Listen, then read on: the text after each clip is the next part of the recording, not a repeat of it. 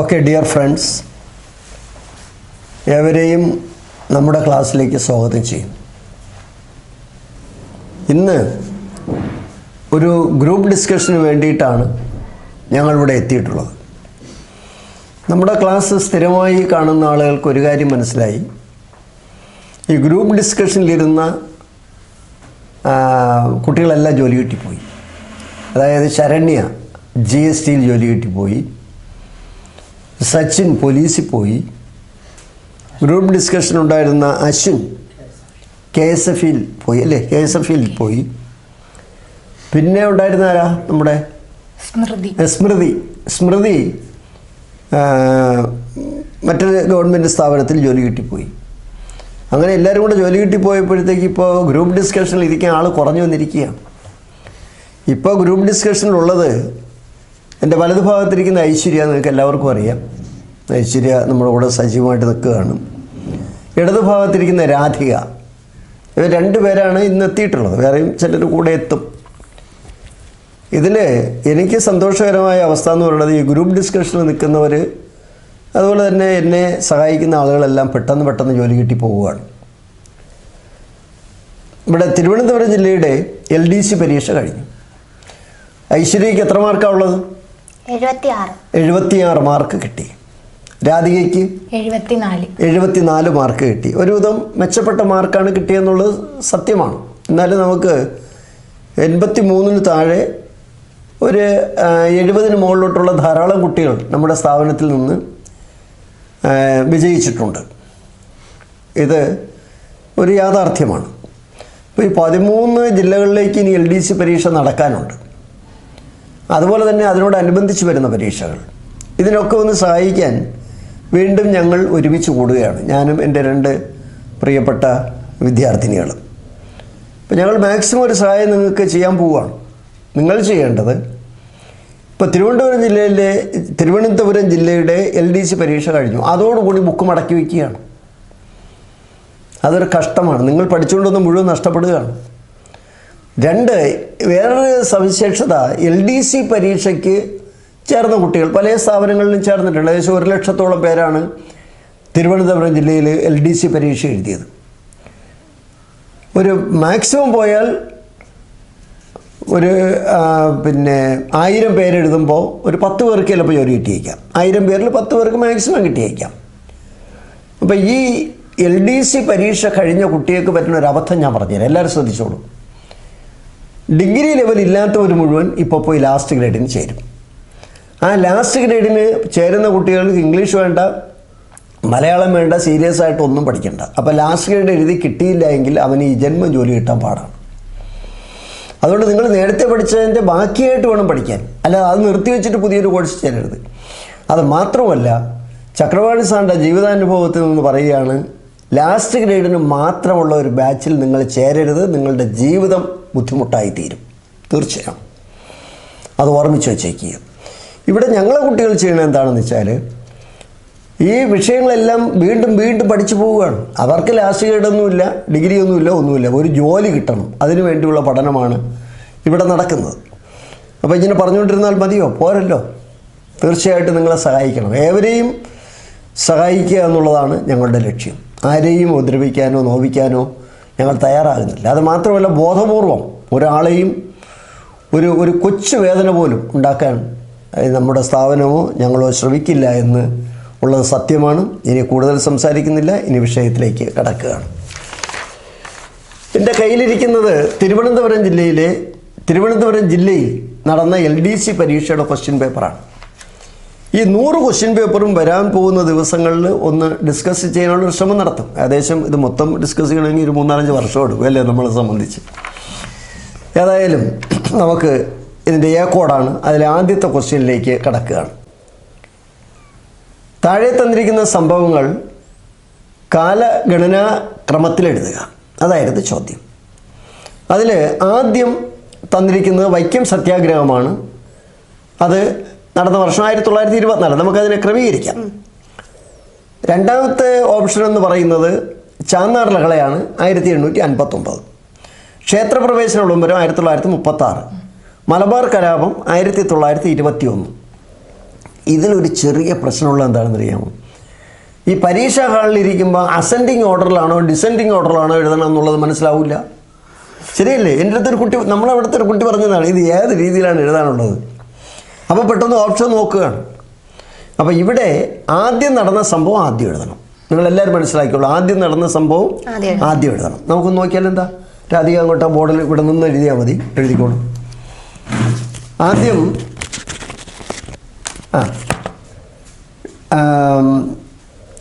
ചാന്നാറിലാണ് എന്ന് എഴുതും. -1859 ജൂലൈ 26. ആ ജൂലൈ 26 ഇപ്പോഴേ കിടക്കട്ടെ, ആവർത്തിച്ച് നമുക്ക് പറയാം. രണ്ടാമത് മലബാർ കലാപം 1921. അടുത്ത വൈക്കം സത്യാഗ്രഹ 1924 മാർച്ച് 30. ക്ഷേത്രപ്രവേശന വിളംബരം 1936 നവംബർ 12. നവംബർ 12 ശരിയാണല്ലോ? ശരിയാണ്. അത് കാലക്രമത്തിൽ തന്നെ എഴുതിയിരിക്കുന്നത് ശരിയാണല്ലോ? ശരി.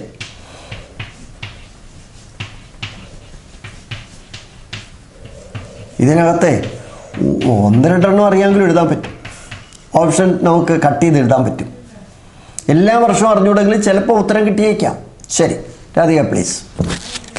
ആദ്യത്തെ ഓപ്ഷൻ വൈക്കം സത്യാഗ്രഹ ആണ്. അതിലെ ആദ്യത്തെ ഓപ്ഷൻ. അതുകൊണ്ട് വൈക്കം സത്യാഗ്രഹത്തെക്കുറിച്ചും അതിൽ പരമാവധി ഇനി 13 ജില്ലകളിൽ ചോദിക്കാൻ സാധ്യതയുള്ള ക്വസ്റ്റ്യൻസിനെ കുറിച്ചും നമ്മുടെ പരിമിതമായ അറിവുകളിൽ നിന്നുകൊണ്ട് നമുക്ക് സംസാരിക്കാം. വൈക്കം സത്യാഗ്രഹത്തെക്കുറിച്ച് സംസാരിച്ച് തുടങ്ങാം. ശരി, ഐശ്വര്യ തുടങ്ങും അല്ലേ? ശരി, ആയിക്കോട്ടെ. വൈക്കം എവിടെയാണ്? ആദ്യം തന്നെ വൈക്കം എന്ന് പറയുന്നത് കോട്ടയം ജില്ലയിലാണ്. ശരി. വേമ്പനാട് കായലിന്റെ തീരത്താണ് വൈക്കം എന്ന് പറയുന്ന സ്ഥലം. ശരി. നമുക്കറിയാം വൈക്കം സത്യാഗ്രഹം എന്ന് പറയുന്നത് അയിത്തത്തിനെതിരെ നടന്ന ഒരു സമരമാണ്. ശരി. വഴിനടക്കൽ, അതായത് സഞ്ചാര സ്വാതന്ത്ര്യത്തിന് വേണ്ടി നടന്ന സമരമാണ് വൈക്കം സത്യാഗ്രഹം.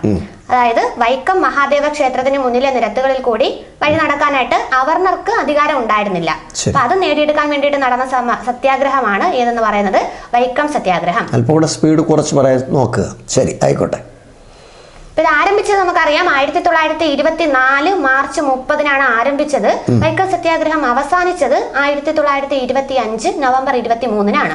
അപ്പൊ 603 ദിവസമാണ് വൈക്കം സത്യാഗ്രഹം നീണ്ടുനിന്നത്. ശരി.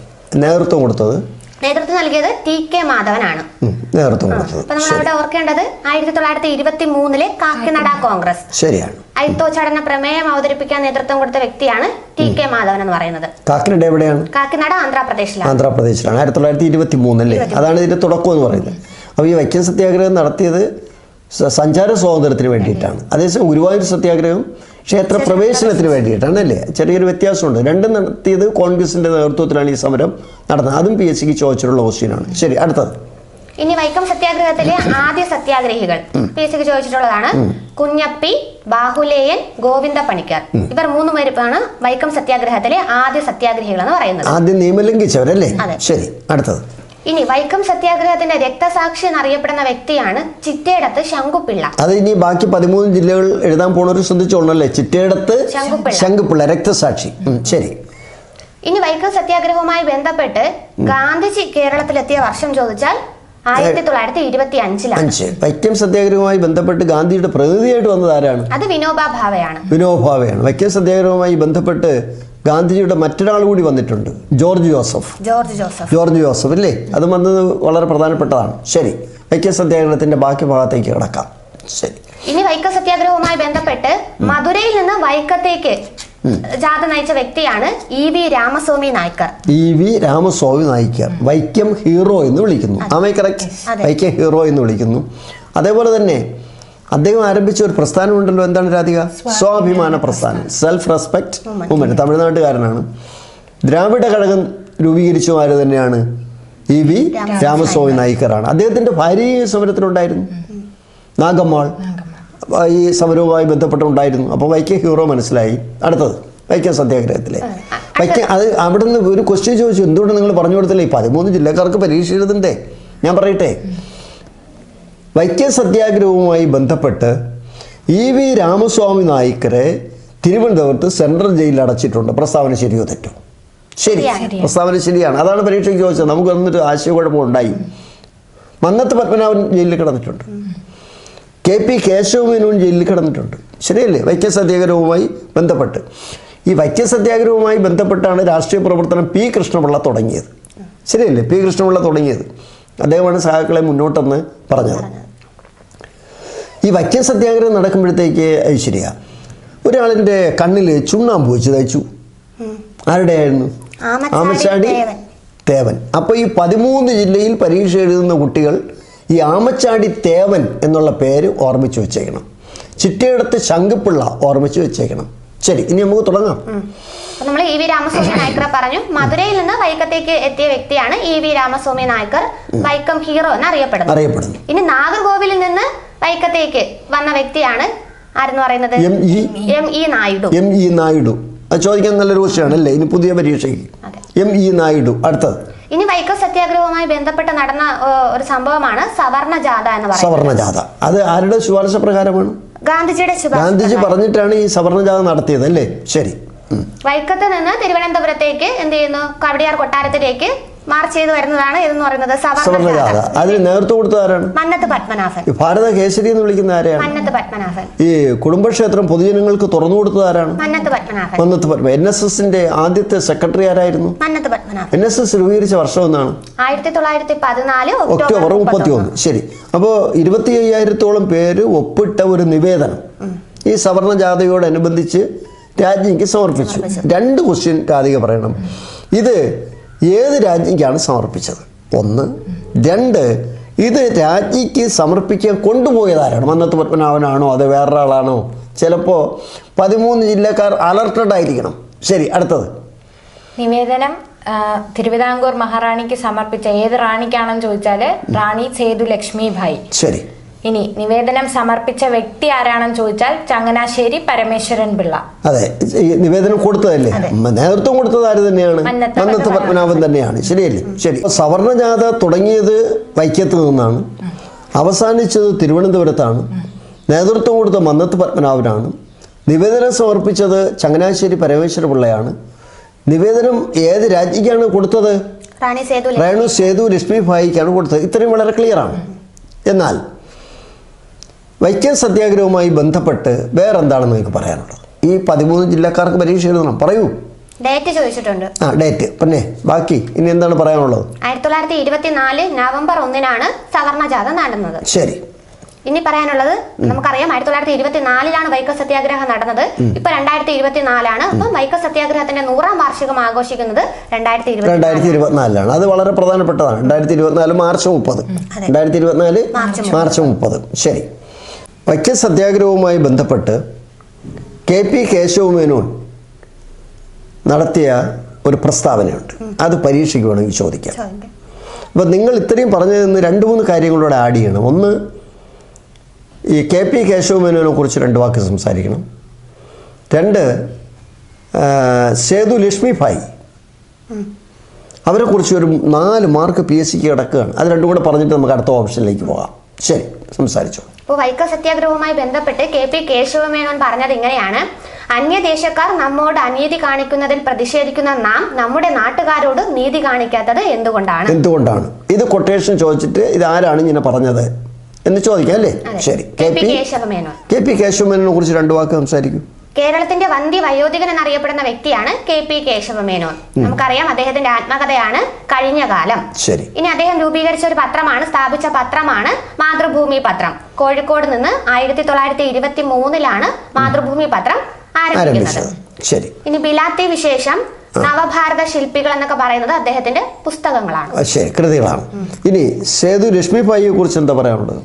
റാണി സേതു ലക്ഷ്മിഭായി ആണ് തിരുവിതാംകൂറിൽ മൃഗബലി നിരോധിക്കുന്നത്. തിരുവിതാംകൂർ കറക്റ്റാണ്. അടുത്തത് മരുമക്കത്തായം നിർത്തലാക്കി മക്കത്തായം ഏർപ്പെടുത്തുന്നതും റാണി സേതു ലക്ഷ്മിഭായി ആണ്. പഞ്ചായത്തുകളെ ശക്തിപ്പെടുത്തിയതും റാണി സേതു ലക്ഷ്മിഭായി ആണ്.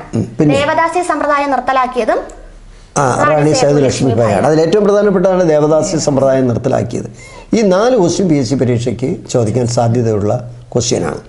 ശരി. അപ്പോൾ ഇനി നമുക്ക് അടുത്ത ഓപ്ഷനിലേക്ക് പോയാൽ എന്താ? ഇനി വൈക്കം സത്യാഗ്രഹം എന്തെങ്കിലും നമുക്ക് പറയേണ്ടതായിട്ടുണ്ടോ? വൈക്കം സത്യാഗ്രഹം 100-ാം വാർഷികം പറഞ്ഞു ഇല്ലേ? ചിറ്റയിടത്ത് ശങ്കപിള്ള പറഞ്ഞു, ആമച്ചാടി തേവർ പറഞ്ഞു, ജോർജ് ജോസഫ് പറഞ്ഞു, വിനോബ് ഭാവയെക്കുറിച്ച് പറഞ്ഞു, EV രാമസ്വാമി നായിക്കറെ കുറിച്ച് പറഞ്ഞു, ശരിയല്ലേ? TK മാധവൻ നേതൃത്വം കൊടുത്തതിനെ കുറിച്ച് പറഞ്ഞു. പിന്നെ തിരുവിതാംകൂറിൽ അല്ലെങ്കിൽ ഇന്ത്യയിൽ തന്നെ ആദ്യം വഴി നടക്കാൻ വേണ്ടി നടന്ന ഒരു സമരമാണ് വൈക്കം സത്യാഗ്രഹം എന്ന് മനസ്സിലാക്കി വെക്കേണ്ടതുണ്ട്. വൈക്കം എന്ന് പറയുന്നത് കോട്ടയം ജില്ലയിലാണെന്നും വേമ്പനാട്ട് കായലിൻ്റെ തീരത്താണെന്നും ഉള്ള വിവരങ്ങൾ നമ്മൾ പറഞ്ഞിട്ടുണ്ട്. 603 ദിവസമാണെന്നും 1924 മാർച്ച് 30 തുടങ്ങി 1925 നവംബർ 23-ാം തീയതി സമരപരിപാടികൾ അവസാനിച്ചതെന്നും പിന്നീട് റോഡ് തുറന്നു കൊടുത്ത കാര്യങ്ങളുമൊക്കെ നമുക്ക് മനസ്സിലായിട്ടുള്ള കാര്യമാണ്. അപ്പോൾ നമ്മുടെ പരീക്ഷ എഴുതുന്ന കുട്ടികൾ ഈ ഓപ്ഷൻസ് വ്യക്തമായിട്ട് നോക്കിയിട്ട് വേണം അടുത്ത പരീക്ഷയ്ക്ക് പോകാൻ. വൈക്കം ക്ഷേത്രത്തെക്കുറിച്ചും ക്ഷേത്ര സമരത്തെക്കുറിച്ചും നിങ്ങൾ നന്നായിട്ട് സംസാരിച്ചു, വളരെ സന്തോഷം. നിങ്ങൾ LDC പരീക്ഷ കഴിഞ്ഞവരാണ്. പക്ഷേ ഇനി പരീക്ഷ എഴുതാൻ പോകുന്ന ചിലർക്ക് വേണ്ടി ചില ക്വസ്റ്റ്യൻസ് കൂടി നമുക്ക് പറയേണ്ടതുണ്ട്. ഈ വൈക്കം സത്യാഗ്രഹം 1924 മാർച്ച് 30 തുടങ്ങുമ്പോൾ തിരുവിതാംകൂർ രാജാവ് ആരായിരുന്നു? ശ്രീമൂലം തിരുനാളായിരുന്നു. ശരി. വൈക്കം സത്യാഗ്രഹം അവസാനിക്കുമ്പോൾ തിരുവിതാംകൂറിലെ ഭരണാധികാരി ആരായിരുന്നു? റാണി സേതു ലക്ഷ്മിഭായ്. ലക്ഷ്മിഭായ്. ശ്രീനാരായണ ഗുരുവിൻ്റെ ആശ്രമത്തിൻ്റെ പേരെന്തായിരുന്നു? വെല്ലൂർ മഠം. വെല്ലൂർ മഠം സമര സേനാനികൾക്ക് തുറന്നു കൊടുത്തു. ഈ ശ്രീനാരായണ ഗുരു ഈ സമര സമിതിയിലേക്ക് എത്ര രൂപ സംഭാവന ചെയ്തത്? 1000 രൂപ സംഭാവന ചെയ്തു. അത് നിങ്ങൾക്ക് എല്ലാവർക്കും നന്നായിട്ടറിയാം. മഹാത്മാഗാന്ധി ഈ സമരം ഏപ്രിൽ 5, 6 തീയതികളിൽ തൽക്കാലവും നിർത്തിവെച്ചിട്ട് ചർച്ച ചെയ്യാമെന്ന് പറഞ്ഞു. അതും ഒന്ന് ഓർമ്മിച്ച് വെച്ചെങ്കിൽ നല്ലതാണ്. വൈക്കം സത്യാഗ്രഹത്തോടനുബന്ധിച്ച് എത്ര സവർണ ജാഥ നടത്തിയിട്ടുണ്ട്? 2 സവർണ ജാഥ. സാധാരണ ആളുകൾ ഒന്നൊന്നേ എഴുതുള്ളൂ കേട്ടോ. 2 സവർണ ജാഥ. ഏതൊക്കെയാണ് 2 സവർണ ജാഥ? അതിൽ ഒന്ന് നമ്മൾ പറഞ്ഞു 1924 നവംബർ 1 വൈക്കം മുതൽ തിരുവനന്തപുരം വരെ മന്നത്ത് പത്മനാഭൻ. ശരി. രണ്ടാമത് പറഞ്ഞു നാഗർകോവിലിൽ നിന്ന് വൈക്കത്തേക്ക് ME നായിഡു. അങ്ങനെയാണെങ്കിൽ നമ്മൾ വൈക്കം ഹീറോയെ കുറിച്ചും EV രാമസ്വാമി നായിക്കരെ കുറിച്ച് പറഞ്ഞു. വൈക്കം സത്യാഗ്രഹത്തോടനുബന്ധിച്ച് അവർക്ക് ആഹാരം പാചകം ചെയ്തു കൊടുക്കാൻ ചില പാർട്ടികൾ എത്തിയിട്ടുണ്ടായിരുന്നു. അതാരാണ്? അകാലികൾ. പഞ്ചാബിൽ നിന്ന് വന്ന അകാലികളായിരുന്നു അതിന് നേതൃത്വം കൊടുത്തത്. അതിന് നേതൃത്വം കൊടുത്ത ഒരു വ്യക്തി ഉണ്ട്. ആരാണ്? ലാലാ ലാൽ സിംഗ്. ലാൽ സിംഗ്. എല്ലാവർക്കും അത് ഓർമ്മയുണ്ടായിരിക്കും. ഈ വൈക്കം വഴി തുറന്നു കൊടുക്കണമെന്ന് തിരുവിതാംകൂർ നിയമസഭയിൽ ആവശ്യപ്പെട്ടത് N. കുമാരനാണ്. ആരാണ്?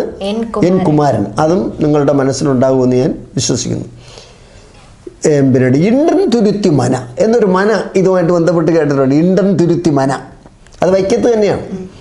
അവിടെ നമ്പ്യാതിരി അവിടെയാണ് താമസിക്കുന്നത്. അല്ലെങ്കിൽ ക്ഷേത്രത്തിൻ്റെ കാര്യങ്ങളൊക്കെ നോക്കുന്ന നമ്പ്യാതിരി അവിടെയാണ് താമസിക്കുന്നത്. ഇണ്ടൻ തുരുത്തി മന അതും ഓർമ്മിച്ച് വെച്ചേക്കുക.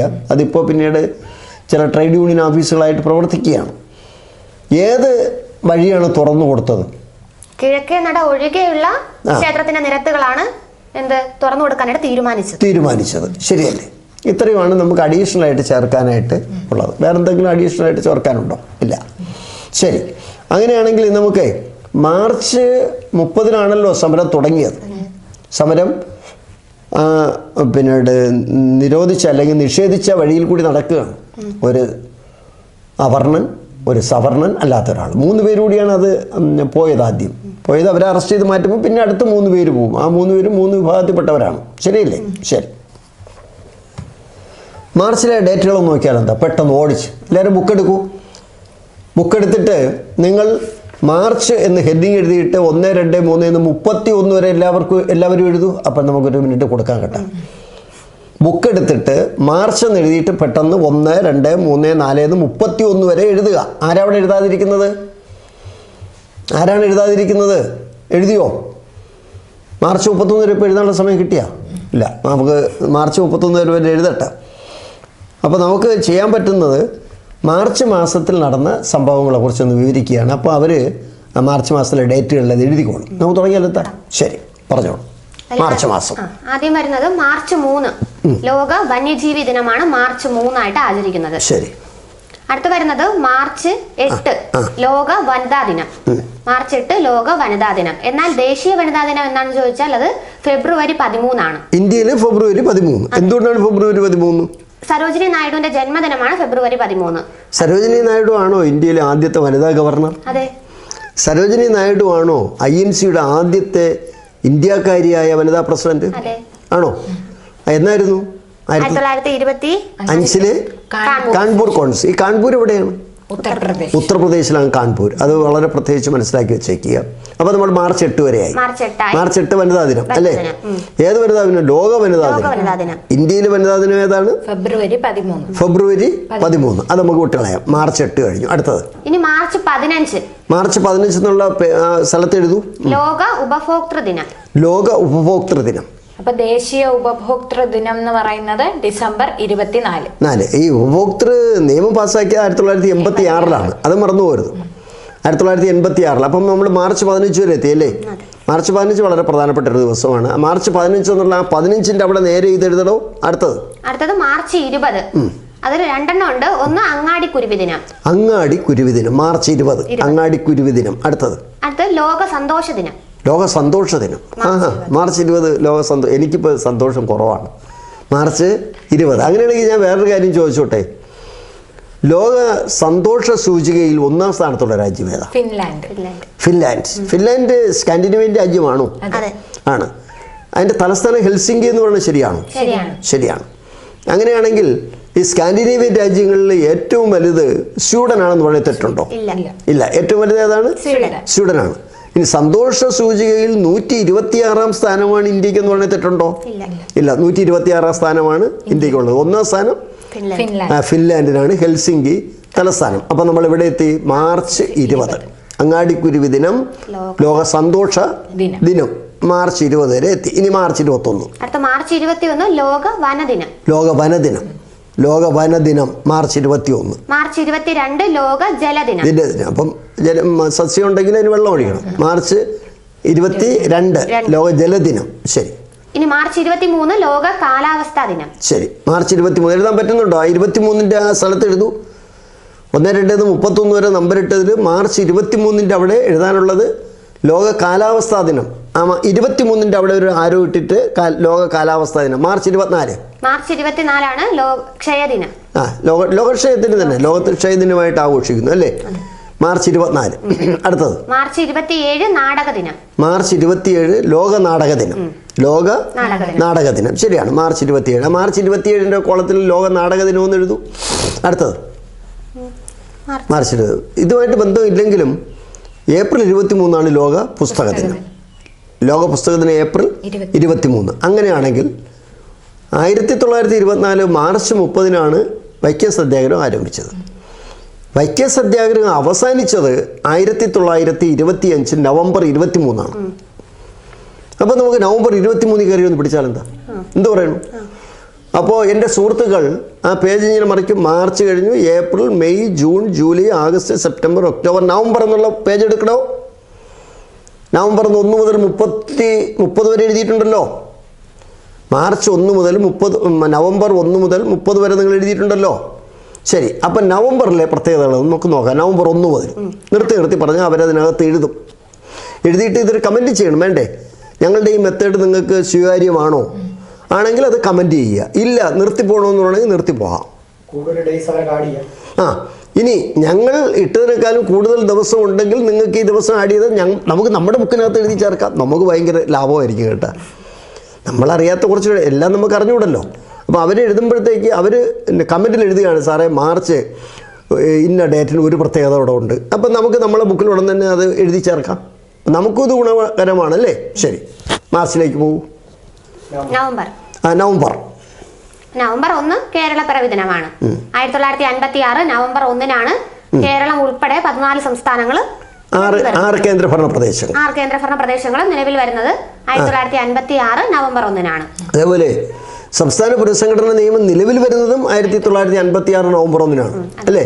ശരി. അടുത്ത് നവംബർ 1 കഴിഞ്ഞു. കേരള ഹൈക്കോടതി നിലവിൽ വരുന്നതും 1956 നവംബർ 1. ഹൈക്കോടതിയുടെ ആസ്ഥാനം എവിടെയാണ്? കൊച്ചിയാണ്. അവിടെ അതിന്റെ കവാടത്തിൽ ഒരു മുദ്രാവാക്യം എഴുതി വെച്ചിട്ടുണ്ട്. സത്യമേവ ജയദേവ്. എവിടെ നിന്ന് എടുത്തതാണത്? മുണ്ടകോപനിഷത്തിൽ നിന്ന് എടുത്തതാണ്. കേരള ഹൈക്കോടതിന് ആദ്യത്തെ ചീഫ് ജസ്റ്റിസ് ആരായിരുന്നു? KT കോശി. ശരി. നമുക്ക് അടുത്തയിലേക്ക് പോവാം. നവംബർ 1 കഴിഞ്ഞു. കേരള പിറവി ദിനം പറഞ്ഞു. ഇനി വരുന്നത് നവംബർ 11 ദേശീയ വിദ്യാഭ്യാസ ദിനം. നവംബർ 11 ദേശീയ വിദ്യാഭ്യാസ ദിനം അല്ലേ? വളരെ പ്രധാനപ്പെട്ടതാണ്. നമ്മളെ ഇന്ത്യയുടെ ഇപ്പോഴത്തെ വിദ്യാഭ്യാസ വകുപ്പ് മന്ത്രി ആരാണ്? ധർമ്മേന്ദ്ര പ്രധാൻ. കേരളത്തിലെ വിദ്യാഭ്യാസ വകുപ്പ് മന്ത്രി ആരാണ്? ഉന്നത വിദ്യാഭ്യാസ വകുപ്പ് മന്ത്രി. ഉന്നത വിദ്യാഭ്യാസ വകുപ്പാണെങ്കിൽ ആർ ബിന്ദു. അല്ലാതെ പൊതുവിദ്യാഭ്യാസ വകുപ്പാണെങ്കിൽ വി ശിവൻകുട്ടി. തൊഴിൽ വകുപ്പ് മന്ത്രി ആരാണ്? അതും വി ശിവൻകുട്ടിയാണ്. വി ശിവൻകുട്ടിയാണ്. നമ്മളെ തിരുവനന്തപുരം ജില്ലക്കാരനാണ്. ശരിയല്ലേ? അപ്പൊ നമ്മൾ ഇവിടെ എത്തി. നവംബർ 11 ദേശീയ വിദ്യാഭ്യാസ ദിനം. ദേശീയ വിദ്യാഭ്യാസ ദിനം പറഞ്ഞ സ്ഥിതിക്ക് നമ്മളെ ആളുകൾക്ക് പരീക്ഷ എഴുതാൻ പോണ ആളുകൾക്ക് നവംബർ 11 ആരുടെ ജന്മദിനമാണ്, അദ്ദേഹത്തെക്കുറിച്ചുള്ള കാര്യങ്ങളൊന്ന് ശ്വാസം ഇടാതെ ഒന്ന് പറഞ്ഞു കൊടുക്കൂ. മൗലാന അബുൽ കലാം ആസാദിന്റെ ജന്മദിനമാണ് നവംബർ 11 നമ്മൾ ദേശീയ വിദ്യാഭ്യാസ ദിനമായിട്ട് ആചരിക്കുന്നത്. അത് എവിടെയാണ് ജനിച്ചത്? മെക്കയിലാണ്. സൗദി അറേബ്യയിലെ മെക്കയിലാണ് ജനിച്ചത്. INCയുടെ ഏറ്റവും ചെറുപ്പക്കാരനായ INC പ്രസിഡന്റ് ആരാ? ഏറ്റവും പ്രായം കുറഞ്ഞ INC പ്രസിഡന്റ് ആര് തന്നെയാണ്? മൗലാന അബുൽ കലാം ആസാദ് തന്നെ. എന്ന് മുതൽ എന്ന് വരെ? 40 മുതൽ 46 വരെ INCയുടെ പ്രസിഡന്റ് ആയിരുന്നു അല്ലേ? ഇനി മൗലാന അബുൽ കലാം ആസാദിന്റെ പ്രത്യേകതകൾ പറയൂ. ഇന്ത്യയിലെ ആദ്യത്തെ വിദ്യാഭ്യാസ വകുപ്പ് മന്ത്രിയാണ് മൗലാന അബുൽ കലാം ആസാദ്. അദ്ദേഹത്തിന്റെ ആത്മകഥ ഏതാണ്? India wins freedom. ഇന്ത്യ സ്വാതന്ത്ര്യം നേടുന്നു. Wins WINS wins freedom. അദ്ദേഹത്തിന്റെ ഒരു പത്രമുണ്ടല്ലോ, രണ്ട് പത്രമുണ്ടല്ലേ? അൽ ഹിലാൽ അൽ ബലാഗ്. ഈ അൽ ബലാഗ് ഓർമ്മിച്ച് വെച്ചോളണേ. അൽ ഹിലാൽ അൽ ബലാഗ്. അതേസമയം അൽ അമീൻ ആരുടേതാണ്? അൽ അമീൻ മുഹമ്മദ് അബ്ദുറഹ്മാൻ സാഹിബിന്റേതാണ്. കേരള സുഭാഷ് ചന്ദ്രബോസ് എന്ന് വിളിക്കണം അല്ലേ? മയില് ദേശീയ പക്ഷിയാവും എന്ന് പറഞ്ഞതാണ്. ശരിയല്ലേ അദ്ദേഹം? പിന്നെ അൽ ഇസ്ലാം ആരുടെ പത്രമാണ്? അൽ ഇസ്ലാം വക്കം അബ്ദുൽ ഖാദർ മൗലവിയുടെ പത്രമാണ്. ശരിയാണ്, ആയിക്കോട്ടെ. ശരി, ഇനി നമുക്ക് ബാക്കി വരാം. മൗലാന അബുൽ കലാം ആസാദ്. വേറെന്താണ് അദ്ദേഹത്തെ കുറിച്ച് നമുക്ക് പറയാനുള്ളത്? മൗലാന അബുൽ കലാം ആസാദ് ആദ്യത്തെ വിദ്യാഭ്യാസ വകുപ്പ് മന്ത്രി. അദ്ദേഹത്തിന്റെ ജന്മദിനമാണ് ദേശീയ വിദ്യാഭ്യാസ ദിനമായി ആഘോഷിക്കുന്നത് നവംബർ 11. ശരി, നവംബറിൽ ബാക്കി ഭാഗത്തേക്ക് പോകാം. നവംബർ 11 ദേശീയ വിദ്യാഭ്യാസ ദിനം. ഇനി നവംബർ 12 ദേശീയ പക്ഷി നിരീക്ഷണ ദിനം. ദേശീയ പക്ഷി നിരീക്ഷണ ദിനം അല്ലേ? സലീം അലിയുടെ ജന്മദിനം. സലീം അലി പക്ഷി സങ്കേതം തട്ടേക്കാട്. ഏതാണ് പക്ഷി സങ്കേതം? തട്ടേക്കാട്. ശരി, അടുത്തത് നവംബർ 14 ശിശുദിനമാണ്. ദേശീയ ശിശുദിനം. ഡയബറ്റിസ് ഡേയും നവംബർ 14ആണ്. അതായത് ജവഹർലാൽ നെഹ്റു ജനിച്ചത് 1889 നവംബർ 14 ജനിച്ചത്. ശരിയല്ലേ? ശരി, അടുത്തത് നവംബർ 20 ലോക ശിശുദിനമാണ്. November 14 November 20. ശരി. നവംബർ 21 ടെലിവിഷൻ ദിനമാണ്. ലോക ടെലിവിഷൻ ഡേ ആണ് അല്ലേ? ടെലിവിഷന്റെ ആപ്തവാക്യം എന്താണ്? സത്യം ശിവം സുന്ദരം. ദൂരദർശന്റെ ആപ്തവാക്യം. അങ്ങനെയാണെങ്കിൽ റേഡിയോയുടെ ആപ്തവാക്യം എന്തോന്നാണ്? ബഹുജന സുഖായ ബഹുജന ഹിതായ ആണ് ആകാശവാണിയുടെ ആപ്തവാക്യം. ഒന്നുകൂടെ പറയൂ. ബഹുജന സുഖായ ബഹുജന ഹിതായ. ശരി, അത് ആകാശവാണിയുടെ ആപ്തവാക്യം. ശരിയല്ല? അപ്പൊ നമ്മൾ 21 വരെ എത്തി. നവംബർ. അടുത്തത് ഇനി നവംബർ 26 ഭരണഘടനാ ദിനമാണ്.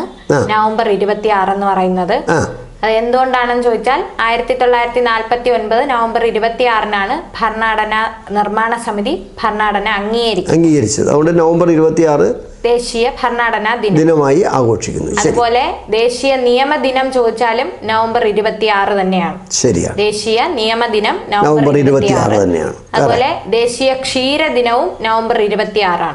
ആരുടെ ജന്മദിനമാണെന്ന് ചോദിച്ചാൽ ഡോക്ടർ വർഗീസ് കുര്യന്റെ ജന്മദിനമാണ് നവംബർ 26 എന്ന് പറയുന്നത്. അതുകൊണ്ട് ദേശീയ ക്ഷീരദിനമായിട്ട് ആചരിക്കുന്നു. ഓപ്പറേഷൻ ഫ്ലഡ് പാൽ ഉൽപാദനവുമായി ബന്ധപ്പെട്ടതാണ് അല്ലേ? ഓപ്പറേഷൻ ബ്ലാക്ക് ബോർഡ് പ്രൈമറി വിദ്യാഭ്യാസം. വിദ്യാഭ്യാസ മേഖലയിൽ ഏറ്റവും കൂടുതൽ ചെലവഴിക്കുന്നത് പ്രൈമറി വിദ്യാഭ്യാസത്തിന് വേണ്ടിയിട്ടാണ്. അതൊരു ക്വസ്റ്റ്യൻ ഉണ്ട്. പ്രൈമറി വിദ്യാഭ്യാസത്തിന് വേണ്ടിയിട്ടാണ്. ശരി, അപ്പോൾ 1924 മാർച്ച് 30 മുതൽ 1925 നവംബർ 23 വരെയുള്ള 603 ദിവസം നീണ്ടു നിന്ന വൈക്കം സത്യാഗ്രഹത്തെക്കുറിച്ചാണ് നമ്മൾ സംസാരിച്ചത്. ശരിയാണല്ലോ? അപ്പോൾ എനിക്ക് സ്വാഭാവികമായിട്ട് എനിക്കൊരു ചിന്താഗതി വന്നത് 1924 നടന്ന സംഭവങ്ങളുടെ 100ാം വാർഷികമാണ് 2024. ശരിയല്ലേ? 2024. അപ്പോൾ 2024 100 വർഷം തികയുന്ന സംഭവങ്ങൾ, അതിൻ്റെ ഒരു കൊച്ചു വിവരണവും നമ്മുടെ 14 ജില്ലക്കാർക്ക് പറഞ്ഞു കൊടുത്താൽ എന്ത് പറയുന്നു? ശരി, അങ്ങനെയാണെങ്കിൽ പറയാം, സംസാരിച്ചോളൂ. ഒന്നാമത്തേത് 1924 നമ്മൾ പറഞ്ഞു വൈക്കം സത്യാഗ്രഹമാണ്. 1924 മാർച്ച് 30 മുതൽ 1925 നവംബർ 23 വരെയാണ് വൈക്കം സത്യാഗ്രഹം നീണ്ടു നിന്നെന്ന് പറഞ്ഞു. അതിന്റെ 100ാം വാർഷികമാണ് 2024 നമ്മൾ ആഘോഷിച്ചത്. അന്ന് തമിഴ്നാട് മുഖ്യമന്ത്രിയൊക്കെ വന്നിരുന്നു. വൈക്കത്ത് വലിയ പരിപാടികളൊക്കെ ഉണ്ടായിരുന്നല്ലേ. അന്ന് പത്രത്തിലാണ് ഈ സൂര്യദേവ് നോക്കും. അന്ന് പത്രത്തിലെ അങ്ങോട്ട് കൊടുത്താൽ മതി. അന്ന് പത്രത്തിൽ വന്ന ഒരു വാർത്തയാണ് ഈ ആമച്ചാടിത്തേവൻ. ഓർമ്മയുണ്ടോ? യഥാർത്ഥത്തിൽ നമ്മൾ അപ്പോഴാണ് അറിയുന്ന ഈ കാര്യങ്ങളൊക്കെ കൊടുത്തത്. അതുകൊണ്ട് തന്നെ ചിറ്റയിടത്ത് ചങ്ങപ്പിള്ള. അപ്പോൾ ഒരു കാര്യങ്ങളുടെ 100 വർഷം നിങ്ങൾ പറഞ്ഞു. വൈക്കം സത്യാഗ്രഹത്തിൻ്റെ 100ാം വാർഷികം 2024 മാർച്ച് 30 ആഘോഷിച്ചു. Very fine question. സെക്കൻഡ്, ഇനി വൈക്കം സത്യാഗ്രഹത്തോടനുബന്ധിച്ച് നടന്നതാണെന്ന് സവർണ ജാഥ നമ്മൾ പറഞ്ഞു. അത് നടന്നതും 1924 നവംബർ 1 സവർണ ജാഥ നടക്കുന്നത്. അതിന്റെയും 100ാം വർഷം ആഘോഷിക്കാൻ പോകുന്നത് 2024 നവംബർ 21. നവംബർ 1 ആകുമ്പോൾ അതിന്റെ 100ാം വർഷമാകും. അപ്പൊ ആഘോഷിക്കേണ്ടതാണ്. ശരിയല്ലേ? അടുത്തത് ഇനി 100ാം വാർഷികം വരുന്നത് നേരത്തെ പറഞ്ഞ പോലെ അൽ അമീൻ പത്രം, മുഹമ്മദ് അബ്ദുറഹ്മാൻ സാഹിബിന്റെ അൽ അമീൻ പത്രത്തിന്റെ 100ാം വാർഷികം ആഘോഷിക്കുന്നതും 2024 പിന്നെ ഉള്ളത് കുമാരനാശാൻ അന്തരിക്കുന്നത് 1924 കുമാരനാശാൻ അന്തരിച്ചത് 1924 ജനുവരി 17 റെഡിമേർ ബോട്ട് അപകടത്തിലാണ്. ഈ റെഡിമേർ ബോട്ട് അപകടം അന്വേഷിച്ച കമ്മീഷനാണ് എന്ന് പറയുന്നത് പി ചെറിയാൻ കമ്മീഷൻ. ഈ പി ചെറിയാൻ കമ്മീഷൻ എന്ന് ചോദിച്ചപ്പോൾ നമുക്ക് ഉത്തരം കിട്ടിയില്ല. ഓർമ്മയുണ്ടോ? എൻ്റെ സുഹൃത്തുക്കൾ പി ചെറിയാൻ കമ്മീഷൻ ആദ്യത്തെ ഒരു കമ്മീഷനാണ്. ഇതുവരെ റിപ്പോർട്ട് വന്നിട്ടില്ല എന്നാണ് പറയുന്നത്. എന്തായാലും ചെറിയാൻ കമ്മീഷൻ കുമാരനാശാന്റെ അപകടത്തെക്കുറിച്ച് അന്വേഷിച്ചതാണ്. ശരി, അടുത്തത്. ഇനി 100ാം വാർഷികം ആഘോഷിക്കുന്നത് പറയുമ്പോൾ ചട്ടമ്പി സ്വാമികൾ അന്തരിച്ചത് 1924 ചട്ടമ്പി സ്വാമികൾ സമാധിയായത് 1924. അതിന്റെ 100ാം വാർഷികം 2024 ആഘോഷിക്കുകയാണ്. ശരി, അടുത്തത്. ഇനിയുള്ളത് 99 വെള്ളപ്പൊക്കം. 99 വെള്ളപ്പൊക്കം ഇംഗ്ലീഷ് ഏത് വർഷമാണ്? 1099 കൊല്ലവർഷം. അതിനോട് 827 കൂട്ടിയപ്പോൾ 1924 കിട്ടി. അപ്പൊ 99 വെള്ളപ്പൊക്കത്തിന്റെ 100ാം വാർഷികം ആഘോഷിക്കുന്നു എന്ന് 2024. ഈ 2024 നമ്മുടെ നാട്ടിന് ഒരുപാട് നഷ്ടം സംഭവിച്ച വർഷമാണ്. ശരിയല്ലേ? കേരളത്തിന് ഭയങ്കരമായ നഷ്ടവും ദുഃഖവും ഉണ്ടാക്കിയ വർഷമാണ് ഏത്? 2024. നമ്മുടെ സ്ഥാപനം പിന്നീട് മുഖ്യമന്ത്രിയുടെ ദുരിതാശ്വാസ നിധിയിലേക്ക് സംഭാവന ചെയ്യാൻ തീരുമാനിച്ചിട്ടുണ്ട്. നിങ്ങൾക്ക് അവിടെ കൊടുക്കാം.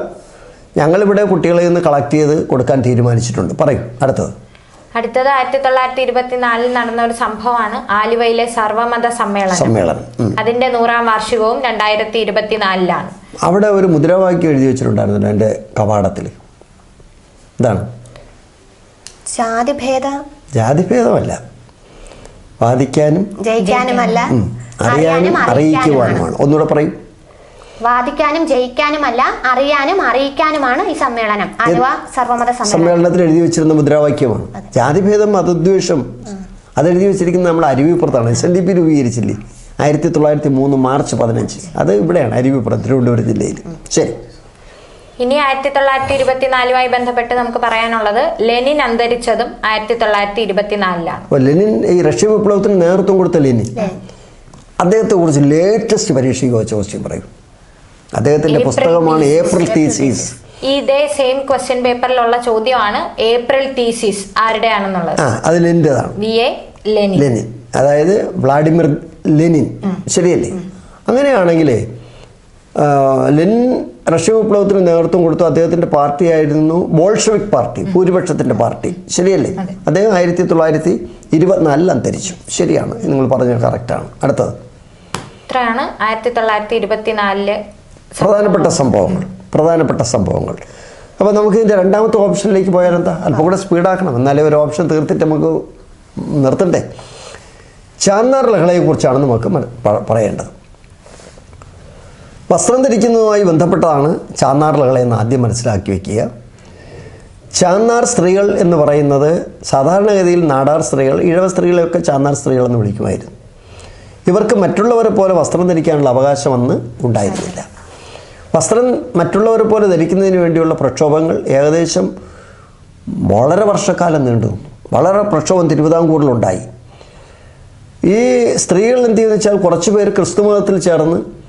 വസ്ത്രം ധരിക്കാനുള്ള അവകാശമൊക്കെ നേടിയെടുത്തെങ്കിലും അവർക്കും പൂർണ്ണമായ അവകാശം കിട്ടിയില്ല. ഇതൊരു വലിയ പ്രക്ഷോഭമായിരുന്നു നമ്മുടെ നാട്ടിൽ നടന്നിട്ടുള്ളത്. 1812 അന്നത്തെ ബ്രിട്ടീഷ് റെസിഡൻ്റായിരുന്ന കേണൽ മൺട്രോ ക്രിസ്തുമതത്തിൽ ചേരുന്ന ഈ ചാന്നാർ സ്ത്രീകൾക്ക് മാറമടയ്ക്കാനുള്ള ഒരു അവകാശം കൊടുക്കാൻ തീരുമാനിച്ചിട്ടുണ്ട്. അതും പൂർണ്ണമായി നടപ്പിലാക്കാൻ പറ്റിയിട്ടില്ല. എന്നാൽ 1859 ജൂലൈ 26 അന്നത്തെ തിരുവിതാംകൂർ രാജാവായിരുന്ന ഉത്രം തിരുനാൾ 1847 മുതൽ 60 വരെയാണ് അദ്ദേഹം തിരുവിതാംകൂറിലെ രാജാവായിരുന്നത്. അദ്ദേഹം ഈ സ്ത്രീകൾക്ക് ശരിയായിട്ട് വസ്ത്രം ധരിക്കാനുള്ള അവകാശം കൊടുത്തു. അതൊരു പ്രധാനപ്പെട്ട സംഭവമാണ്. ഇതിന് ഒത്താശ ചെയ്തു കൊടുത്തതെന്ന് പറയുന്നത് ചാൾസ് ട്രവല്യൻ എന്നിട്ടുള്ള മദ്രാസ് ഗവർണറായിരുന്നു. ഇതിനുള്ള ഒത്താശ ചെയ്തു കൊടുത്തത് ചാൾസ് ട്രവല്യൻ. അതൊരു പ്രധാനപ്പെട്ട പേരാണ്, ചാൾസ് ട്രവല്യൻ. അപ്പോൾ യഥാർത്ഥത്തിൽ ഈ സ്ത്രീകൾക്ക് ശരിക്കും വസ്ത്രം ധരിക്കാനുള്ള അവകാശം കൊടുത്ത രാജാവ് ചോദിക്കുകയാണെങ്കിൽ ആരാണ്? ഉത്തരം തിരുനാൾ മഹാരാജാവ്. എന്നാൽ സുശീന്ദ്രൻ കൈമുക്ക് നിർത്തിയിലാക്കിയത് ആരാണ്? അത് സ്വാതി തിരുനാളാണ്. സ്വാതി തിരുനാൾ. ഊഴിവേലയ്ക്കെതിരായിട്ട് പ്രവർത്തിച്ച ആരാണ്? റാണി ഗൗരി പാർവതിപ്പായി. വേല ചെയ്താൽ കൂലി കിട്ടണം, വേല ചെയ്താൽ കൂലി കിട്ടണം. വൈകുണ്ഠസ്വാമികളാണ്. ആരാണ്? വൈകുണ്ഠസ്വാമികളാണ്. അത് വളരെ പ്രത്യേകിച്ചൊന്ന് മനസ്സിലാക്കി വെച്ചേക്കുക. ഇങ്ങനെ നിർത്തലാക്കിയ ഏതെങ്കിലും നിങ്ങൾക്ക് ഓർമ്മയുണ്ടോ? ഒന്ന് സുശീന്ദ്ര കൈമുക്ക് നിർത്തലാക്കി. പിന്നെ വേറെ ഏതാ നിർത്തലാക്കിയിട്ടുള്ളത്? സതി നിർത്തലാക്കിയത് ആരാണ്? സതി നിർത്തലാക്കിയത് വില്യം ബെൻഡിക്. എന്നായിരുന്നു? 1829 ഡിസംബർ 4. ഡിസംബർ 4. ആ ഡിസംബർ 4 എഴുതിയാലേ ആ ഉത്തരം പൂർണ്ണമാവുള്ളൂ. ശരിയല്ലേ? ശരി. അപ്പോൾ ഈ ചാന്നാർ ലഹളയെ കുറിച്ച് വേറെ എന്തെങ്കിലും നിങ്ങൾക്ക് സംസാരിക്കാനുണ്ടോ? വളരെ കൂടുതൽ സംസാരിക്കാനുള്ളൊരു വിഷയമല്ല ചാന്നാർ ലഹള. എന്നാലും ആദ്യകാലത്ത് ചാന്നാർ ലഹളയ്ക്ക് നേതൃത്വം കൊടുത്ത വ്യക്തിയാണ് വൈകുണ്ഠസ്വാമികൾ. അത് വളരെ പ്രധാനപ്പെട്ടതാണല്ലേ. വൈകുണ്ഠസ്വാമി എല്ലാത്തിൻ്റെയും ഒരു തുടക്കക്കാരൻ തന്നെയാണ്, വൈകുണ്ഠസ്വാമി തന്നെയാണ്. ശരി, അടുത്തത് കണ്ണാടി പ്രതിഷ്ഠയ്ക്കും ആദ്യം നടത്തിയത് ആരാണ്? വൈകുണ്ഠസ്വാമിയാണ്. ശരി, വേറെ ചാന്നാർ ലഹളയെ കുറിച്ച്. ചാന്നാർ ലഹളയെ അറിയപ്പെട്ടിരുന്നത് ശീലവഴക്കെന്നറിയപ്പെട്ടിരുന്നു. അതുപോലെ തന്നെ മേൽശീല കലാപം, നാടാർ കലാപം, ഇങ്ങനെയൊക്കെ പല പേരുകളിലാണ് ചാന്നാർ ലഹള അറിയപ്പെട്ടിരുന്നത് കൂടി എൻ്റെ സുഹൃത്തുക്കൾ മനസ്സിലാക്കി വെക്കേണ്ടതുണ്ട്. നമുക്കിനി ഇതിൻ്റെ അടുത്ത ഓപ്ഷനിലേക്ക് പോകാം. എന്നാലേ നമുക്ക് തീരുള്ളൂ. ഒരു ക്വസ്റ്റ്യൻ നിങ്ങൾ തീർത്തില്ലെങ്കിൽ അവരെന്ത് വിചാരിക്കും നമ്മളെക്കുറിച്ച്? അടുത്തത് ക്ഷേത്രപ്രവേശന വിളംബരമാണ്. പരീക്ഷയ്ക്ക് ഏറ്റവും കൂടുതൽ ക്വസ്റ്റ്യൻ ചോദിച്ചിട്ടുള്ളതാണ് ക്ഷേത്രപ്രവേശന വിളംബരം. ശരിയല്ലേ? A or B. ഇതേപോലെയാണ് പണ്ട് INC രൂപീകരിച്ചത് 1885 ഡിസംബർ 28. സ്ഥിരം ചോദിക്കുന്ന ക്വസ്റ്റ്യനാണ്, ഇപ്പോൾ ചോദിക്കാറില്ല. അതുപോലെ ഒന്നാണ് ഈ ക്ഷേത്രപ്രവേശന വിളംബരം. ക്ഷേത്രപ്രവേശന വിളംബരത്തെ കുറിച്ച് രാധിക സംസാരിക്കട്ടെ. നമുക്ക് കൂടെ ആഡ് ചെയ്യാം. അങ്ങോട്ട് നോക്കി സംസാരിക്കുക. ക്ഷേത്രപ്രവേശന വിളംബരം നടക്കുന്നത് തിരുവിതാംകൂറിലാണ്. 1936 നവംബർ 12 ക്ഷേത്രപ്രവേശന വിളംബരം നടക്കുന്നത്. അത് പുറപ്പെടുവിച്ചത് ആരാണ്? പുറപ്പെടുവിച്ച മഹാരാജാവ് ആരാണെന്ന് ചോദിച്ചാൽ ശ്രീ ചിത്ര തിരുനാൾ ബാലരാമവർമ്മ. തിരുവിതാംകൂറിലെ അവസാനത്തെ രാജാവ് ആരാണ്? ശ്രീ ചിത്ര തിരുനാൾ ബാലരാമവർമ്മ. രാജാപ്രമുഖനാരായിരുന്നു? രാജാപ്രമുഖായിരുന്നതും ശ്രീ ചിത്ര തിരുനാൾ ബാലരാമവർമ്മ. അദ്ദേഹം നാട് നീങ്ങിയത് 1991 അല്ലേ? 91 തിരുവനന്തപുരത്തെ പഞ്ചവടി. തിരുവനന്തപുരത്ത് കവടിയാർ കൊട്ടാരത്തിനകത്താണ് അദ്ദേഹത്തെ സംസ്കരിച്ചത്. പഞ്ചവടി എന്നാണ് അത് അറിയപ്പെടുന്നത്. ശരി, അടുത്തത്. ഇനി ക്ഷേത്രപ്രവേശന വിളംബരം എഴുതി തയ്യാറാക്കിയത് ആരാണെന്ന് ചോദിച്ചാൽ ഉള്ളൂർ S. പരമേശ്വര അയ്യർ. ഇതിനൊക്കെ സഹായിച്ചു ചെയ്തു കൊടുത്തത് അന്നത്തെ ദിവാനായിരുന്ന sir CP Ramaswamy Iyer. CP Ramaswamy Iyer. ക്ഷേത്രപ്രവേശന വിളംബരം. എന്നാൽ ഇതേപോലെ എഴുതി തയ്യാറാക്കിയ ഒന്ന് മലയാളി മെമ്മോറിയൽ. ആരാണ്? CV രാമൻപിള്ളയാണ് മലയാളി മെമ്മോറിയൽ എഴുതി തയ്യാറാക്കിയത്. CV രാമൻപിള്ള മലയാളി മെമ്മോറിയൽ എഴുതി തയ്യാറാക്കിയത്. മലയാളി മെമ്മോറിയലിന്റെ വർഷം 1891. ഈഴവ മെമ്മോറിയൽ 1896. മലയാളി മെമ്മോറിയലിന് നേതൃത്വം കൊടുത്തത് GP പിള്ളയാണ്. GP പിള്ളയെ കുറിച്ച് 2 വാക്ക് പറഞ്ഞു കൊടുക്കൂ. തിരുവിതാംകൂറിലെ രാഷ്ട്രീയ പ്രക്ഷോഭത്തിന്റെ പിതാവ് എന്നറിയപ്പെടുന്നത് GP പിള്ളയാണ്. മദ്രാസ് സ്റ്റാൻഡേർഡ് എന്ന പത്രത്തിൽ ആരംഭിച്ചതും ആരാണ്? GP പിള്ളയാണ്.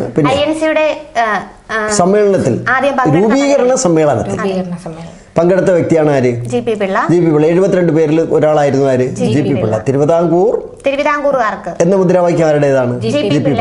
ഇന്ത്യക്കാർക്ക് എന്നുള്ളതോ?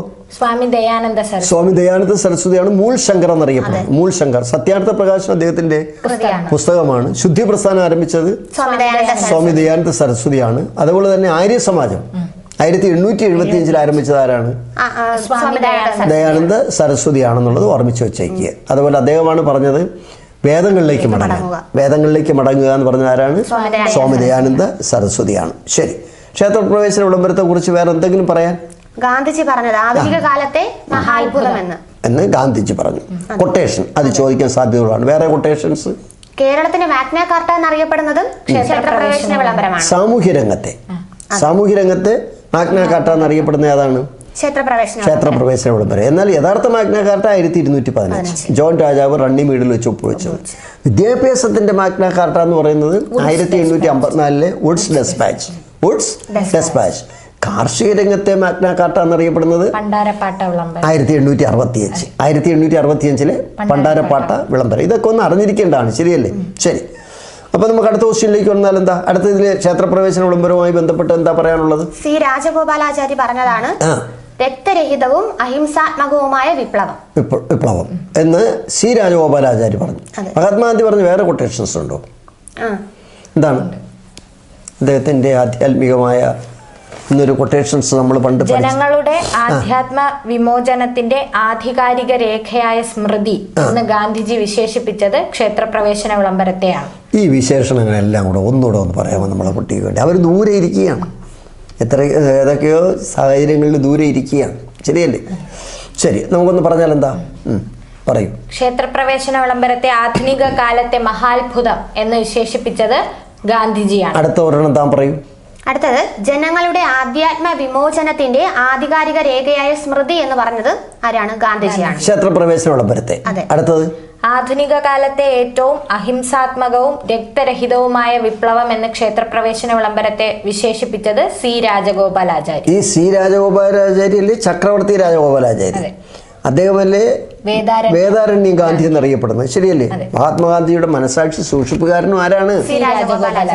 ഇനി ഒരെണ്ണം കൂടെ ഞാൻ പറഞ്ഞു കേട്ടോ. സ്വതന്ത്ര ഭാരതത്തിലെ അവസാനത്തെ ഗവർണർ ജനറൽ ആരായിരുന്നു?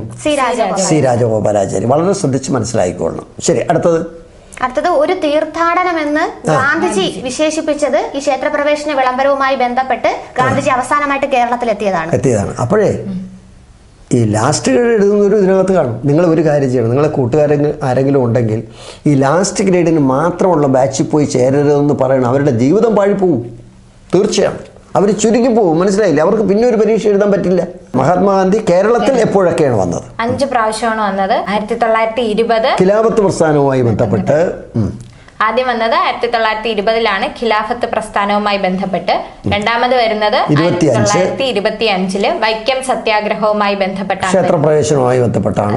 27 അടുത്തത് 1927 വന്നത് ദക്ഷിണേന്ത്യൻ പര്യടനവുമായി ബന്ധപ്പെട്ടാണ് വരുന്നത്. 34 അടുത്തത് 1934 ഹരിജൻ ഫണ്ട് രൂപീകരണവുമായി ബന്ധപ്പെട്ട്. അന്ന് ഹരിജൻ ഫണ്ട് രൂപീകരണവുമായിട്ട് ബന്ധപ്പെട്ട് വന്നപ്പോഴത്തേക്ക് വടകര വെച്ചൊരു സ്ത്രീ ആഭരണം ഊരി കൊടുത്തു. ആരാണ്?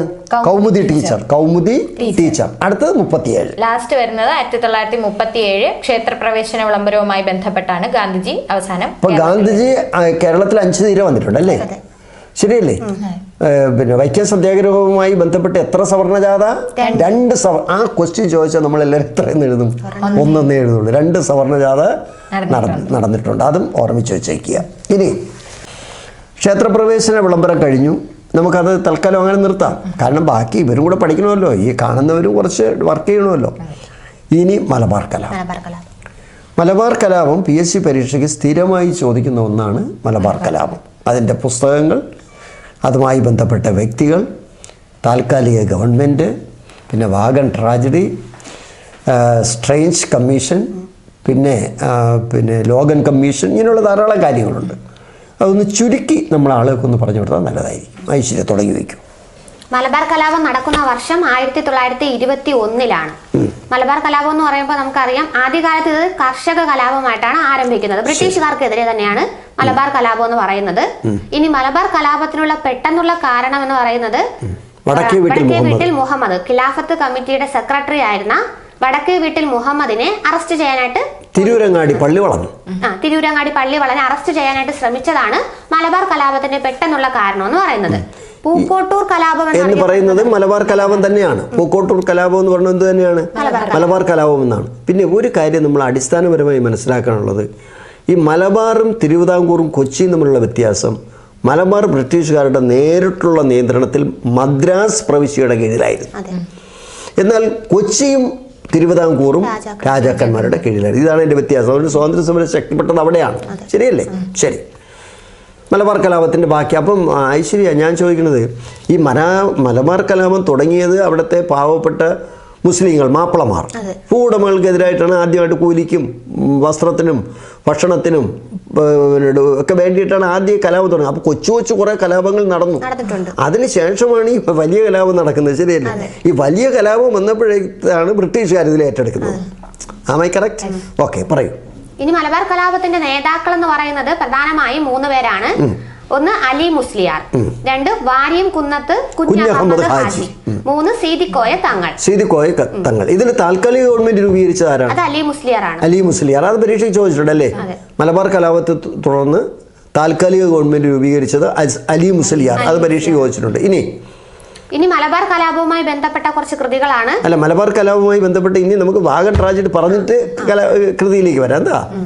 മലബാർ കലാപവുമായി ബന്ധപ്പെട്ട് നടന്ന മറ്റൊരു സംഭവമാണ് വാഗൺ ട്രാജഡി എന്ന് പറയുന്നത്. ശരി. മലബാർ കലാപവുമായി ബന്ധപ്പെട്ട കലാപകാരികളെ, മാപ്പിളമാരെ തിരൂരിൽ നിന്നും കോയമ്പത്തൂരിലെ ബെല്ലാരി ജയിലിലടയ്ക്കാനായിട്ട് കൊണ്ടുപോകുന്നു. ഒരു വാഗണിൽ കുത്തി നിറച്ച് കൊണ്ടുപോകുന്നു. അതിൽ എന്താണ്, ധാരാളം പേര് മരണപ്പെടും. 90ഓളം പേരുണ്ടായിരുന്നു. ഏകദേശം 64ഓളം പേര് പോത്തന്നൂര് എന്ന് പറയുന്ന സ്ഥലത്ത് വെച്ച് വാഗൺ തുറന്നു നോക്കിയപ്പോഴത്തേക്ക് ശ്വാസം മുട്ടി മരിച്ചു. ഈ ദാരുണ സംഭവത്തെ വാഗൺ ട്രാജഡി എന്ന് പറയുന്നു. വാഗൺ ട്രാജഡി എന്ന് പറയുന്നു. ശരി. വർഷം എന്ന് പറയുന്നത് 1921 നവംബർ 10-നാണ്.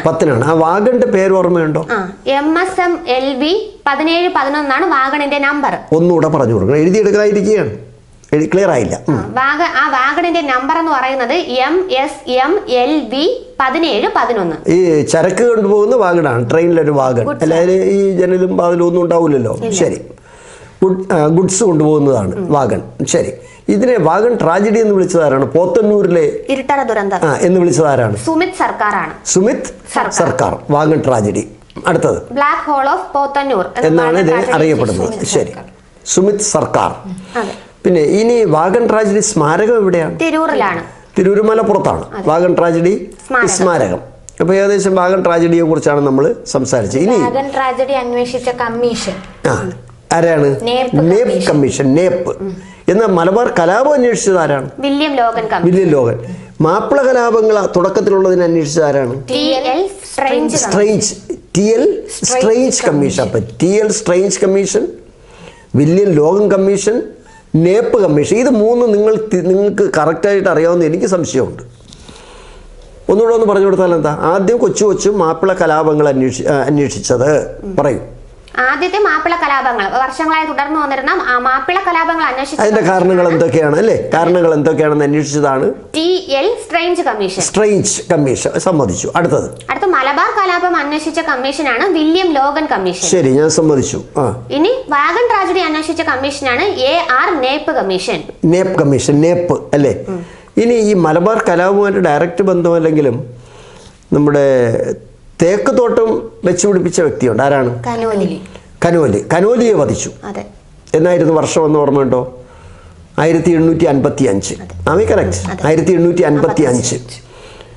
അദ്ദേഹത്തെ വധിച്ചത് ഹൈദർ എന്ന് പറയുന്ന വ്യക്തിയാണ്. ഹൈദർ.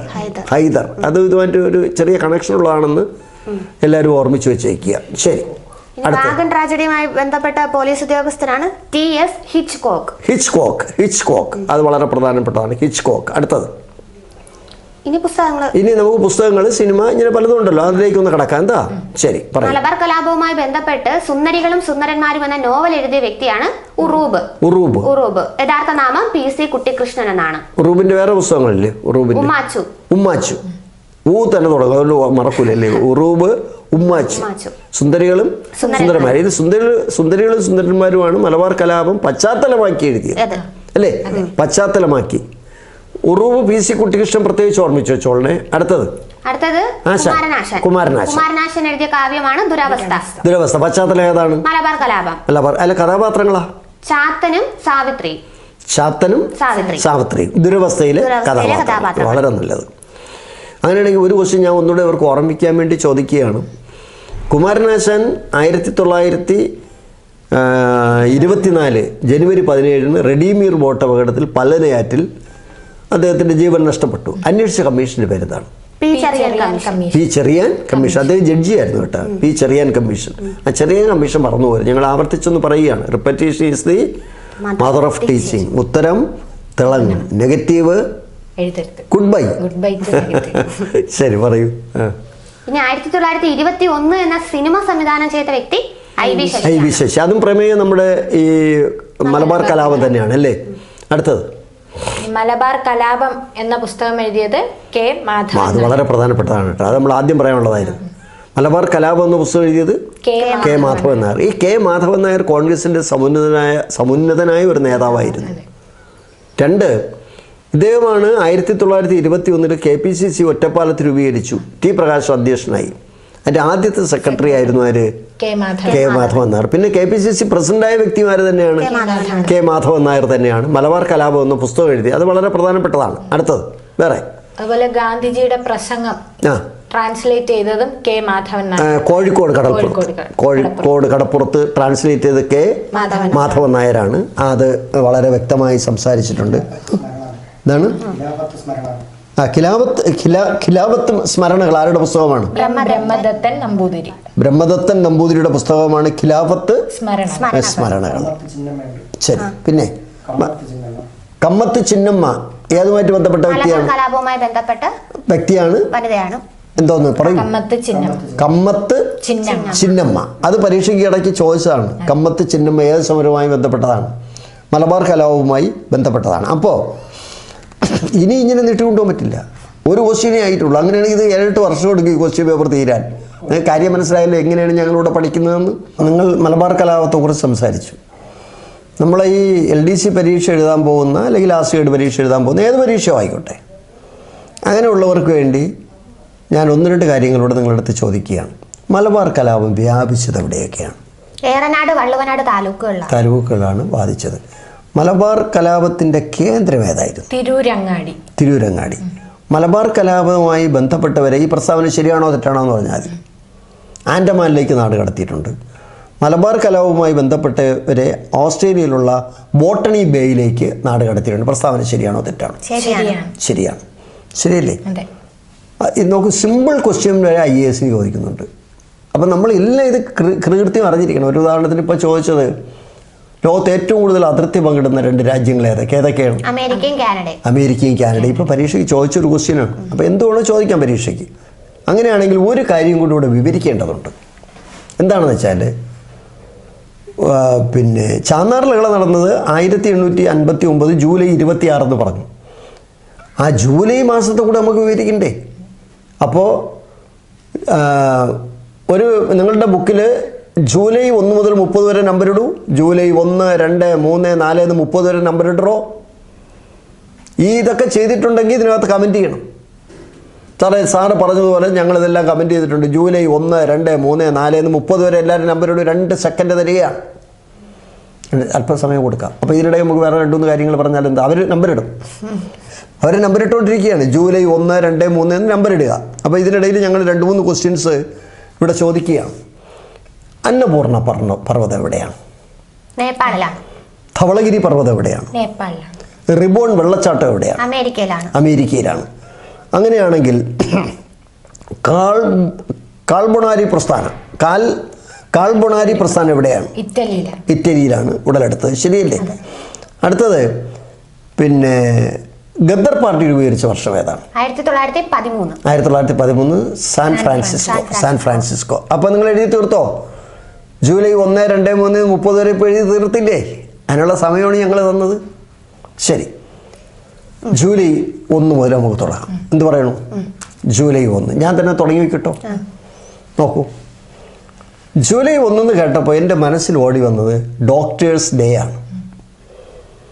പശ്ചിമ ബംഗാളിലെ മുഖ്യമന്ത്രിയായിരുന്ന BC റോയ്, 2ാമത്തെ മുഖ്യമന്ത്രിയാണ്. അദ്ദേഹത്തിൻ്റെ ജന്മദിനം. അദ്ദേഹം ഒരു ഡോക്ടർ കൂടിയായിരുന്നു. അദ്ദേഹം അത്രമാത്രം നല്ലൊരു സാമൂഹ്യ പ്രവർത്തകനായിരുന്നു. അതുകൊണ്ട് എല്ലാ വർഷവും ജൂലൈ 1 ഡോക്ടേഴ്സ് ഡേ ആയി ആഘോഷിക്കുന്നു. ജൂലൈ 1.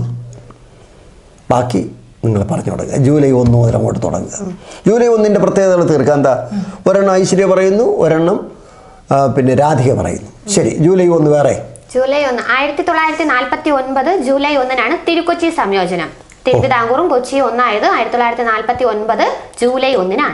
അങ്ങനെയാണെങ്കിൽ തിരുക്കൊച്ചിയോടുകൂടി മലബാർ ചേർന്നതെന്നാ? അത് 1956 നവംബർ 1. നവംബർ 1 തിരുക്കൊച്ചിയോട് മലബാർ കൂടി ചേർന്ന് കേരള സംസ്ഥാനം രൂപീകരിച്ചു. ആമേ കറക്റ്റ്. അപ്പൊ 2 കാര്യമായി. ജൂലൈ 1. ഇനി ജൂലൈ 1 പ്രത്യേകത എന്ന് പറയുന്നത് GST ദിനം ജൂലൈ 1. അപ്പൊ GSTയുടെ അമെന്റ്മെന്റ് ഏതാണ്? 101 ഭരണഘടനാ ഭേദഗതി 2016 GSTയുടെ അമെന്റ്മെന്റ് വരുന്നത്. ഇന്ത്യൻ ഭരണഘടന രൂപീകരിച്ചതിന് ശേഷം എത്ര തവണ അമെന്റ്മെന്റ് നടത്തിയിട്ടുണ്ട്? 106 തവണ. 106ാമത്തെ അമെന്റ്മെന്റ് എന്താണ്? നാരി ശക്തി വന്ദൻ അധിനിയം വനിതാ സംവരണ ബില്ലാണ് 106 ഭരണഘടനാ ഭേദഗതി 2020. അത് നമുക്ക് വേറെ സംസാരിക്കാം അല്ലേ. അപ്പോൾ നമ്മൾ പറഞ്ഞത് ജൂലൈ 1. അപ്പൊ തിരുക്കൊച്ചി സംയോജനം പറഞ്ഞു, GST ദിനം പറഞ്ഞു, പിന്നെ നമ്മൾ പറഞ്ഞ ഡോക്ടേഴ്സ് ഡേ പറഞ്ഞു, ജൂലൈ 1. ഇനി നമുക്ക് ജൂലൈ 1 വേറെ ഏതെങ്കിലും ഉണ്ടോ? SBI നിലവിൽ വന്നത് 1955 അതാണ് ജൂലൈ 1. ഇതാണ് ഞങ്ങൾ പറഞ്ഞത് 1, 2 സ്ഥലം വിട്ട് എഴുതണം, എന്നാലേ എഴുതാൻ നോക്കുള്ളൂ. ഇപ്പൊ SBI രൂപീകരിച്ച 1955 ജൂലൈ 1. SBIയുടെ ആസ്ഥാനം മുംബൈ ആണ്, ശരിയല്ലേ? SBIയുടെ ആദ്യത്തെ പേരാണ് imperial bank. Imperial bank 1921. Imperial bank എന്നാണ് 1921. തെറ്റിപ്പോകരുത്. അപ്പോൾ ജൂലൈ 1 വേറെ. ജൂലൈ 1 ശരി. അപ്പൊ നമുക്കിനി അങ്ങോട്ട് തുടങ്ങാം. ജൂലൈ 2 കഴിഞ്ഞ് പറയും. ഇനി July 4. July 4. July 4 aphelion day. Aphelion day. Aphelion എന്ന് പറഞ്ഞാൽ ഭൂമിയും സൂര്യനും തമ്മിൽ അകലത്തിൽ നിൽക്കുന്നതാണ് അബ്ഹീലിയൻ ഡേ. എന്ന് അടുത്തടുത്ത് വരുന്നതോ പെരിഹീലിയൻ ഡേ. ഓർമ്മയുണ്ട് പെരിഹീലിയൻ ഡേ എന്താണെന്ന്? ജനുവരി 3. പെരിഹീലിയൻ ഡേ ജനുവരി 3. അബ്ഹീലിയൻ ഡേ ജൂലൈ 4. അത് വളരെ നല്ലൊരു ക്വസ്റ്റ്യൻ ആയിപ്പോയി കേട്ടോ. നമ്മൾ ആളുകൾ മനസ്സിലാക്കി വെച്ചേക്കണം. ഇനി ജൂലൈ 4 വേറെ ഒരെണ്ണം പറയുക. ശരിയാ, അമേരിക്കയുടെ സ്വാതന്ത്ര്യ ദിനം ജൂലൈ 4. അമേരിക്കയുടെ സ്വാതന്ത്ര്യ ദിനം. നമുക്ക് ഒരു 2 മിനിറ്റ് കൊണ്ട് അമേരിക്കയുടെ സ്വാതന്ത്ര്യ ദിനവുമായി ബന്ധപ്പെട്ടൊരു 3-4 പോയിന്റ് പറഞ്ഞു കൊടുത്താൽ എന്താ? ശരി. അമേരിക്കയ്ക്ക് സ്വാതന്ത്ര്യം ലഭിച്ചത് 1776 ജൂലൈ 4. ആരിൽ നിന്ന്? ബ്രിട്ടീഷുകാരിൽ നിന്ന്. ശരി. അതുകൊണ്ട് ജൂലൈ 4 അമേരിക്കയുടെ സ്വാതന്ത്ര്യ ദിനമായിട്ട് ആഘോഷിക്കുന്നു. ശരി. ഇനി പ്രാതിനിധ്യമില്ലാതെ നികുതിയില്ല എന്നത് അമേരിക്കൻ സ്വാതന്ത്ര്യ സമരവുമായി ബന്ധപ്പെട്ടതാണ്. അങ്ങനെ പറഞ്ഞത് ജെയിംസ് ഓട്ടിസ് ആണ്. അടുത്തത് ഇനി Boston tea party. America 1773 Boston tea party നടക്കുന്നത്. അമേരിക്കൻ സ്വാതന്ത്ര്യ സമരം അംഗീകരിച്ചതെന്നാണ് 1773 പാരീസ് ഉടമ്പടി പ്രകാരമാണ് അമേരിക്കൻ സ്വാതന്ത്ര്യ സമരം അംഗീകരിച്ചത്. ശരിയല്ലേ? ശരി, നമുക്ക് തൽക്കാലം അമേരിക്ക അങ്ങ് കളയാം അല്ലേ. അമേരിക്ക പോട്ടെ, അമേരിക്കയുടെ പാട്ടിന് പോട്ടെ. ഇനി ജൂലൈ 4 എന്ന് പറയുന്ന പുസ്തകം എഴുതിയത് സ്വാമി വിവേകാനന്ദ. വളരെ പ്രധാനപ്പെട്ടതാണ്. ജൂലൈ 4 എന്ന പുസ്തകം എഴുതാരാണ്? സ്വാമി വിവേകാനന്ദൻ. അദ്ദേഹത്തിന്റെ ജന്മദിനമാണ് ജനുവരി 12. ദേശീയ യുവജന ദിനം അല്ലേ. അപ്പൊ ജൂലൈ 4. ഇനി അടുത്തത് ജൂലൈ 6. ഇപ്പൊ ലേറ്റസ്റ്റ് ആയിട്ട് എക്സാമിന് ചോദിച്ചതാണ്. ജൂലൈ 6 ലോക ജന്തുരോഗ ദിനം. ജൂലൈ 6 നമുക്ക് കിട്ടിയില്ല. പെണ്ണുങ്ങൾ അങ്ങോട്ട് നോക്കിയിട്ട് പറയണോ, ഈ ക്വസ്റ്റ്യൻ പേപ്പർ വന്നപ്പോൾ നമുക്ക് ബുദ്ധിമുട്ട് വന്നോ ഇല്ലേ? തീർച്ചയായിട്ടും വന്നു. നമ്മൾ സത്യമായിട്ട് തന്നെ പറയണം. മനസ്സിലായല്ലോ? എല്ലാ സത്യങ്ങളും അവസാനം വിജയിക്കും, സംശയം വേണ്ട. അപ്പൊ ഇവിടെ ജൂലൈ 6 ലോക ജന്തുരോഗ ദിനം. അതേസമയം വന്യജീവി വാരം എന്ന് മുതലാണ്? അത് ഒക്ടോബർ 2 മുതൽ ഒരാഴ്ച. ശരിയല്ലേ? ശരി. അടുത്തത് ജൂലൈ 11 ലോക ജനസംഖ്യാ ദിനം. ജൂലൈ 11 എന്നുള്ള 11ന്റെ അവിടെ ഡാഷ് ഇട്ട് ഒരു ആരോ ഇട്ടിട്ട് ലോക ജനസംഖ്യാ ദിനം എന്ന് എഴുതും. ലോക ജനസംഖ്യാ ദിനം അല്ലേ. എന്തുകൊണ്ടാണ് ഈ ജൂലൈ 11 ലോക ജനസംഖ്യാ ദിനമായിട്ട് ആഘോഷിക്കുന്നത്? 1987 ജൂലൈ 11 ലോക ജനസംഖ്യ 500 കോടി തികഞ്ഞത്. 1987. 87 അറിയാമെങ്കിൽ ഇത് എഴുതാൻ പറ്റുള്ളൂ. ജൂലൈ 11 ലോക ജനസംഖ്യാ ദിനം. ലോകത്തിലെ ഏറ്റവും കൂടുതൽ ജനസംഖ്യയുള്ള രാജ്യം ഏതാ ഐശ്വര്യ? ഇന്ത്യ. രണ്ടാമത് ജനസംഖ്യ 2ാം സ്ഥാനം ചൈന. 3ാം സ്ഥാനം അമേരിക്ക. 3 ഈ ജനസംഖ്യയുടെ ശ്രേണിയിൽ വരുന്നു. ഈ പോപ്പുലേഷൻ പിരമിഡ് എന്ന് പറഞ്ഞാൽ വയസ്സടിസ്ഥാനത്തിലുള്ളതാണ് പോപ്പുലേഷൻ പിരമിഡ് എന്നറിയപ്പെടുന്നത്. ഏറ്റവും കൂടുതൽ ആളുകൾ ഏത് വിഭാഗത്തിൽപ്പെടും? 2ാമത്തത്, 3ാമത്തത്, 4ാമത്തത്. ഇതിന് പറയുന്ന പേരാണ് പോപ്പുലേഷൻ പിരമിഡ് എന്ന് പറയുന്നത്. അതൊന്ന് ഓർമ്മിച്ച് വെച്ചേക്കുക, എന്താ പോപ്പുലേഷനുമായി ബന്ധപ്പെട്ടത്. ശരി. അവിടെ പോപ്പുലേഷൻ ഡിവൈഡ് ഓർമ്മയുണ്ടോ? 21 മറന്നു വരുന്നു. പോപ്പുലേഷൻ ഡിവൈഡ് അത് ഇതുമായിട്ട് ബന്ധമില്ല. അപ്പോൾ നമ്മൾ ജൂലൈ 11 വരെ എത്തി. ശരിയല്ലേ? അപ്പോൾ നിങ്ങളെ പേപ്പറിൽ ജൂലൈ 11 വരെ ഇട്ടിട്ടുണ്ടോ? ഞങ്ങൾ വിട്ടുപോയിട്ടുള്ള ഏതെങ്കിലും ഉണ്ടെങ്കിൽ നിങ്ങൾ കമൻറ്റ് ചെയ്യണം. ഞങ്ങളെ ബുക്കിൽ എഴുതി ചേർക്കാനാണ്. ഞങ്ങളുടെ ബുക്കിൽ ഞങ്ങൾക്ക് എഴുതി ചേർക്കണം. അടുത്തത് ഇനിയുള്ളത് ജൂലൈ 12 മലാല ദിനം. ജൂലൈ 12 എന്ന് പറയുന്നത് മലാല ദിനം. പിന്നെ 2014 മലാല യൂസഫ് സായിക്ക് ഏറ്റവും പ്രായം കുറഞ്ഞ വ്യക്തി നോബൽ സമ്മാനം ലഭിച്ചു. അതോടൊപ്പം ഒരു ഇന്ത്യക്കാരനോട് ലഭിച്ചു, കൈലാഷ് സത്യാർത്ഥി. സത്യാർത്ഥി. അദ്ദേഹത്തിന്റെ സംഘടന ഏതാണ്? ബച്ചൻ ബച്ചാവോ ആന്തോളൻ. ബച്ചൻ ബച്ചാവോ ആന്തോളൻ. അദ്ദേഹം മധ്യപ്രദേശുകാരനാണെന്ന് കൂടി മനസ്സിലാക്കി വെക്കണം. ഈ സമയത്ത് ഒരു കാര്യം കൂടി മനസ്സിലാക്കാനുള്ളത്, ഏറ്റവും വലിയൊരു സാമൂഹ്യ പ്രവർത്തകനാണ് മുഹമ്മദ് യൂനൂസ്, പാവങ്ങളുടെ ബാങ്കർ. അദ്ദേഹം ബംഗ്ലാദേശിൻ്റെ ഭരണാധികാരിയായി വരാൻ പോവുകയാണ്. ശരിയല്ലേ? നമ്മൾ ആ വാർത്ത കണ്ടതാണ്. ഷെയ്ഖ് ഹസീന ഉയരും കൊണ്ട് ഓടി. ശരി, നമുക്കിനി വിഷയത്തിലേക്ക് തിരിച്ചു വരാം. അപ്പോൾ എവിടെ എത്തി നമ്മൾ? ജൂലൈ 12. ജൂലൈ 12 ജൂലൈ 12 വേറെ വല്ലതും ഉണ്ടോ? നബാർഡ് നിലവിൽ വന്നത് 1982 ജൂലൈ 12. നബാർഡിനെ കുറിച്ച് 2 ക്വസ്റ്റ്യൻ നമുക്ക് രാധികയുടെ അടുത്ത് ചോദിച്ചാൽ എന്താ? രാധികെ, ഈ നബാർഡിൻ്റെ ഹെഡ് ക്വാർട്ടേഴ്സ് എവിടെയാണ്? മുംബൈയാണ്. റൂറൽ ക്രെഡിറ്റിന്റെ ലീഡർ എന്ന് വിളിക്കുന്ന ആരെയാണ്? ലീഡർ ഓഫ് റൂറൽ ക്രെഡിറ്റ് എന്ന് അറിയപ്പെടുന്നത് നബാർഡിനെയാണ്. ഏത് കമ്മിറ്റി ശുപാർശ പ്രകാരമാണ് നബാർഡ് വന്നത്? ശിവരാമൻ കമ്മിറ്റിയുടെ ശുപാർശ പ്രകാരമാണ് നബാർഡ് നിലവിൽ വന്നത്. കുടുംബശ്രീയൊക്കെ സഹായിക്കുന്ന പ്രധാനപ്പെട്ട ഒരു ബാങ്ക് ഏതാണ്? അത് നബാർഡാണെന്ന് മനസ്സിലാക്കി വെച്ചേക്കുക. ശരി, നബാർഡ് കഴിഞ്ഞു. ആ നബാർഡ് 1982 ജൂലൈ 12 നബാർഡ് രൂപീകരിച്ച ശിവരാമൻ കമ്മിറ്റി ശുപാർശ പ്രകാരം. അടുത്തത്, അപ്പോൾ ജൂലൈ 12 വരെ എത്തി. അടുത്തത് July 17 international justice day. International justice day, അന്താരാഷ്ട്ര നീതിന്യായ ദിനം. ശരി. അടുത്തത് ജൂലൈ 18 മണ്ടേല ദിനം. നെൽസൺ മണ്ടേലയെ കുറിച്ച് 2 വാക്ക് സംസാരിച്ചാൽ എന്താ? ഞാൻ ചോദിക്കട്ടെ, അപ്പാർത്തൈഡ് എന്നത് എന്താണ്? വർണ്ണവിവേചനം. കറുത്തവർഗ്ഗക്കാരും വെള്ളവർഗ്ഗക്കാരും ആഫ്രിക്കയിൽ നിലവിലിരുന്നതാണ് അപ്പാർത്തൈഡ്. ശരിയല്ലേ? നെൽസൺ മണ്ടേലയെ ആളുകൾ സ്നേഹപൂർവ്വം വിളിക്കുന്ന പേരെന്താണ്? Madiba. Long walk to freedom എഴുതിയത് ആരാണ്? Nelson Mandela. സൗത്ത് ആഫ്രിക്കയ്ക്ക് സ്വാതന്ത്ര്യം കിട്ടിയ വർഷം എന്നാണ്? 1994. സൗത്ത് ആഫ്രിക്കയിലെ ആദ്യത്തെ പ്രസിഡന്റ് ആരാണ്? Nelson Mandela. ശരി. റോബിൻ ഐലൻഡിലാണ് അദ്ദേഹത്തെ അടച്ചിരുന്നതെന്നുകൂടി ഓർമ്മിച്ച് വെച്ചു. വേറൊരു പ്രധാനപ്പെട്ട ക്വസ്റ്റ്യൻ വിട്ടുപോയി. അദ്ദേഹത്തിന്റെ പാർട്ടിയാണ് ആഫ്രിക്കൻ നാഷണൽ കോൺഗ്രസ്. നമുക്ക് അടുത്ത ക്വസ്റ്റ്യനിലേക്ക് പോയാൽ എന്താ? ശരി, നെൽസൺ മണ്ടേലയെ കുറിച്ച് നമ്മൾ പറഞ്ഞു, മാഡിബയെ കുറിച്ച് പറഞ്ഞു, ഇല്ലേ? ശരി, അടുത്തത് ജൂലൈ 21 ചാന്ദ്രദിനം. മനുഷ്യൻ ചന്ദ്രനിൽ ഇറങ്ങിയത് 1969 ജൂലൈ 21. എനിക്ക് ഒരു കാലെടുത്ത് വയ്പ്, മനുഷ്യവർഗത്തിന് ഒരു കുതിച്ചയാട്ടം എന്ന് പറഞ്ഞത് ആരാണ്? Neil Armstrong. ആരാണ് നീൽ ആംസ്ട്രോങ്? അടുത്തത് ഇനിയുള്ളതാണ് ജൂലൈ 26. 26-ന് 2-3 പ്രത്യേകത ഉണ്ട് അല്ലേ? പറയും. അതും ലേറ്റസ്റ്റ് എക്സാമിന് ചോദിച്ചതാണ്. കണ്ടൽക്കാട് ദിനം. ജൂലൈ 26 കണ്ടൽക്കാട് ദിനം. കണ്ടൽക്കാട് എന്ന് കേട്ടപ്പോൾ നിങ്ങളുടെ മനസ്സിൽ ഓടി വന്ന ഒരു വ്യക്തി ആരാ? കല്ലേൽ പൊക്കുടൻ. അദ്ദേഹത്തിന്റെ പുസ്തകങ്ങളല്ലോ ഓർമ്മ ഉണ്ടോ? കണ്ടൽക്കാടുകൾക്കിടയിൽ എന്റെ ജീവിതം എന്ന് പറയുന്നത് കല്ലേൽ പൊക്കുടന്റെ ആത്മകഥയാണ്. കേരളത്തിൽ കണ്ടൽക്കാടുകൾ കൂടുതലുള്ളത് എവിടെയാണ്? കണ്ണൂർ ജില്ലയിലാണ്. അതേസമയം ലോകത്തെ ഏറ്റവും കൂടുതൽ കണ്ടൽക്കാടുള്ളത് എവിടെയാണ്? ആമസോണിലാണ്, തെക്കേ അമേരിക്കയിലാണ്. ഇന്ത്യയിലാണെങ്കിലോ പശ്ചിമ ബംഗാൾ സുന്ദർബൻസ്. കണ്ടൽക്കാടുകൾ കൂടുതലുള്ളത്. ശരിയല്ലേ? കണ്ടൽക്കാടുകൾ. കൊച്ചിയുടെ ശ്വാസകോശം ഏതാണ്? മംഗളവനം. കടവാവലുകൾ കാണുന്നത് എവിടെയാണ്? മംഗളവന പക്ഷി സങ്കേതമാണ്. അതെവിടെയാണ്? എറണാകുളം. കൊച്ചിയാണെന്ന് ഓർമ്മിച്ച് വെച്ചേക്കുക. അപ്പോൾ ജൂലൈ 26 ഒരു പ്രത്യേകത പറഞ്ഞു. ഇനി ജൂലൈ 26. ഇനി നമ്മൾ ഇപ്പൊ ക്വസ്റ്റ്യൻ പറഞ്ഞപ്പോൾ ഉള്ളത് തന്നെ 1859 ജൂലൈ 26 ചാന്നാർ ലഹള നടക്കുന്നത്. ശരി, തെക്കൻ തിരുവിതാംകൂറിൽ. ശരി, അടുത്തത്. ഇനി 1999 ജൂലൈ 26 കാർഗിൽ യുദ്ധം. അതുകൊണ്ട് ജൂലൈ 26 കാർഗിൽ വിജയ് ദിവസ് ആയിട്ടാണ് ആചരിക്കുന്നത്. കാർഗിൽ യുദ്ധത്തിന്റെ ഒരു കോഡുണ്ടല്ലോ, ഓപ്പറേഷൻ വിജയ്. നമുക്ക് ഈ കാർഗിലിനെ കുറിച്ച് പറഞ്ഞ സ്ഥിതിക്ക് രാധികയുടെ അടുത്തൊരു 3-4 ക്വസ്റ്റ്യൻ ചോദിച്ചാലോ? ചോദിക്കട്ടെ? ആറ് റെഡി? ഓക്കെ. ഇന്ത്യയിലെ തണുത്ത മരുഭൂമി എന്നറിയപ്പെടുന്ന ഏതാണ്? ലഡാക്ക്. അതുമായി ബന്ധപ്പെട്ടതാണ് ഞാൻ ഈ പറയുന്നത്. ശരി. 2, ഈ ലഡാക്ക് പ്രദേശത്തെ ഏറ്റവും തണുത്ത പ്രദേശം ഏതാണ്? ദ്രാസ്. ലഡാക്കിന്റെ തലസ്ഥാനം ഏതാണ്? ലേ ചുറ്റി ഒഴുകുന്ന നദി ഏതാണ്? സിന്ധു നദിയാണ്. ഇനി ജമ്മു കാശ്മീർ പുനഃസംഘടനാ നിയമം വന്ന ഏതാണ്? 2019 ഒക്ടോബർ 31. ഒരിക്കൽ കൂടെ. 2019 ഒക്ടോബർ 31 ജമ്മു കാശ്മീർ പുനഃസംഘടനാ നിയമം നിലവിൽ വരുന്നത്. ഇതിലെ ഇന്ത്യയിലെ ഏറ്റവും വലിയ കേന്ദ്രഭരണ പ്രദേശം ഏതാണ്? ലഡാക്കാണ്. ലഡാക്കിന്റെ തലസ്ഥാനം നിങ്ങൾ നേരത്തെ പറഞ്ഞു ലേ ആണ്. ഈ ലഡാക്ക് പാകിസ്ഥാനും ചൈനയുമായി അതിർത്തി പങ്കിടുന്നു. ജമ്മു കാശ്മീർ പാകിസ്ഥാനുമായി മാത്രം അതിർത്തി പങ്കിടുന്നു. ലഡാക്കിലാകെ ജില്ലകൾ 2.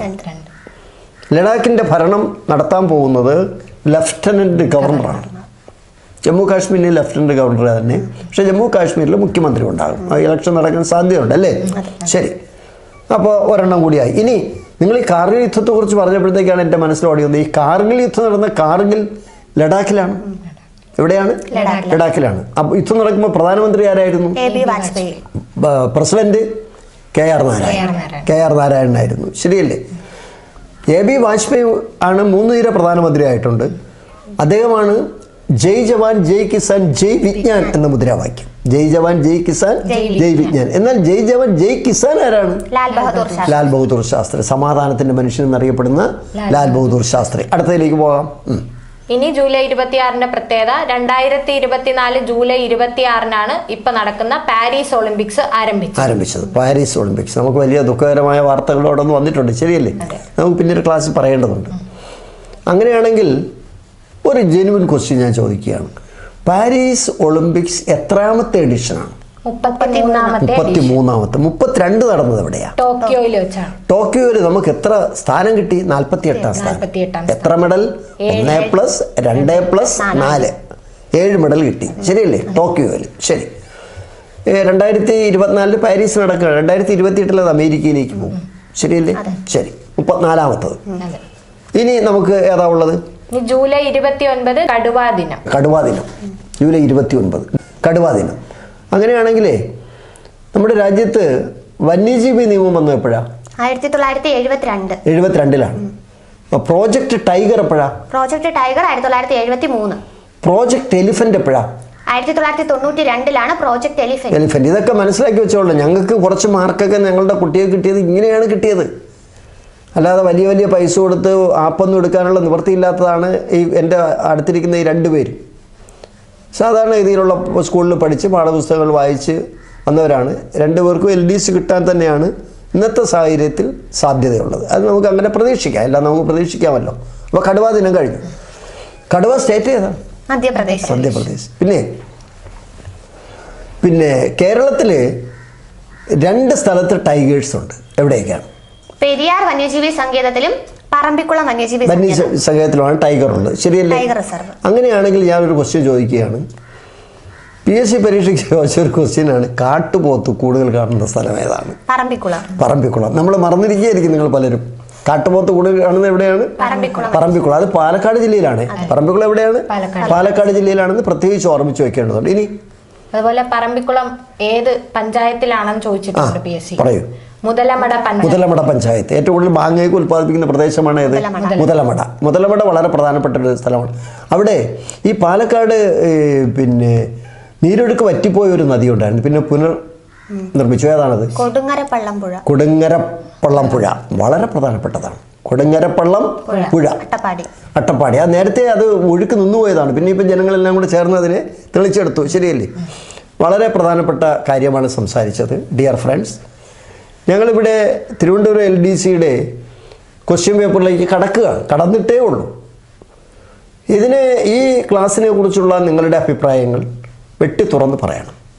ഇത് ആവശ്യമുള്ളതാണോ? ഇത് എങ്ങനെയായിരുന്നു? നിങ്ങളുടെ അഭിപ്രായങ്ങൾ എഴുതിയാൽ മാത്രമേ അടുത്ത ക്ലാസ് ഞങ്ങൾക്ക് ശക്തിയായിട്ട് എടുക്കാൻ പറ്റുള്ളൂ. അപ്പോൾ ഈ ക്ലാസ് ഇട്ട് 2 ദിവസം ഞങ്ങളൊന്ന് വെയിറ്റ് ചെയ്യാൻ പോവാണ്. നിങ്ങളുടെ പ്രതികരണം എന്താണ്? ഇല്ല, നിങ്ങൾക്ക് ആപ്പാണെന്നല്ലെങ്കിൽ നിങ്ങൾ എല്ലാവരും കൂടെ ആപ്പി പോവുകയാണെങ്കിൽ നമുക്ക് നിർത്തിക്കളയാമായിരുന്നു. യഥാർത്ഥത്തിൽ നിങ്ങൾക്ക് താല്പര്യമില്ല എന്നുണ്ടെങ്കിൽ, ഞാൻ നേരത്തെ പറഞ്ഞതുപോലെ എല്ലാവരെയും സഹായിക്കുക എന്നുള്ളതാണ് ഞങ്ങളുടെ ലക്ഷ്യം.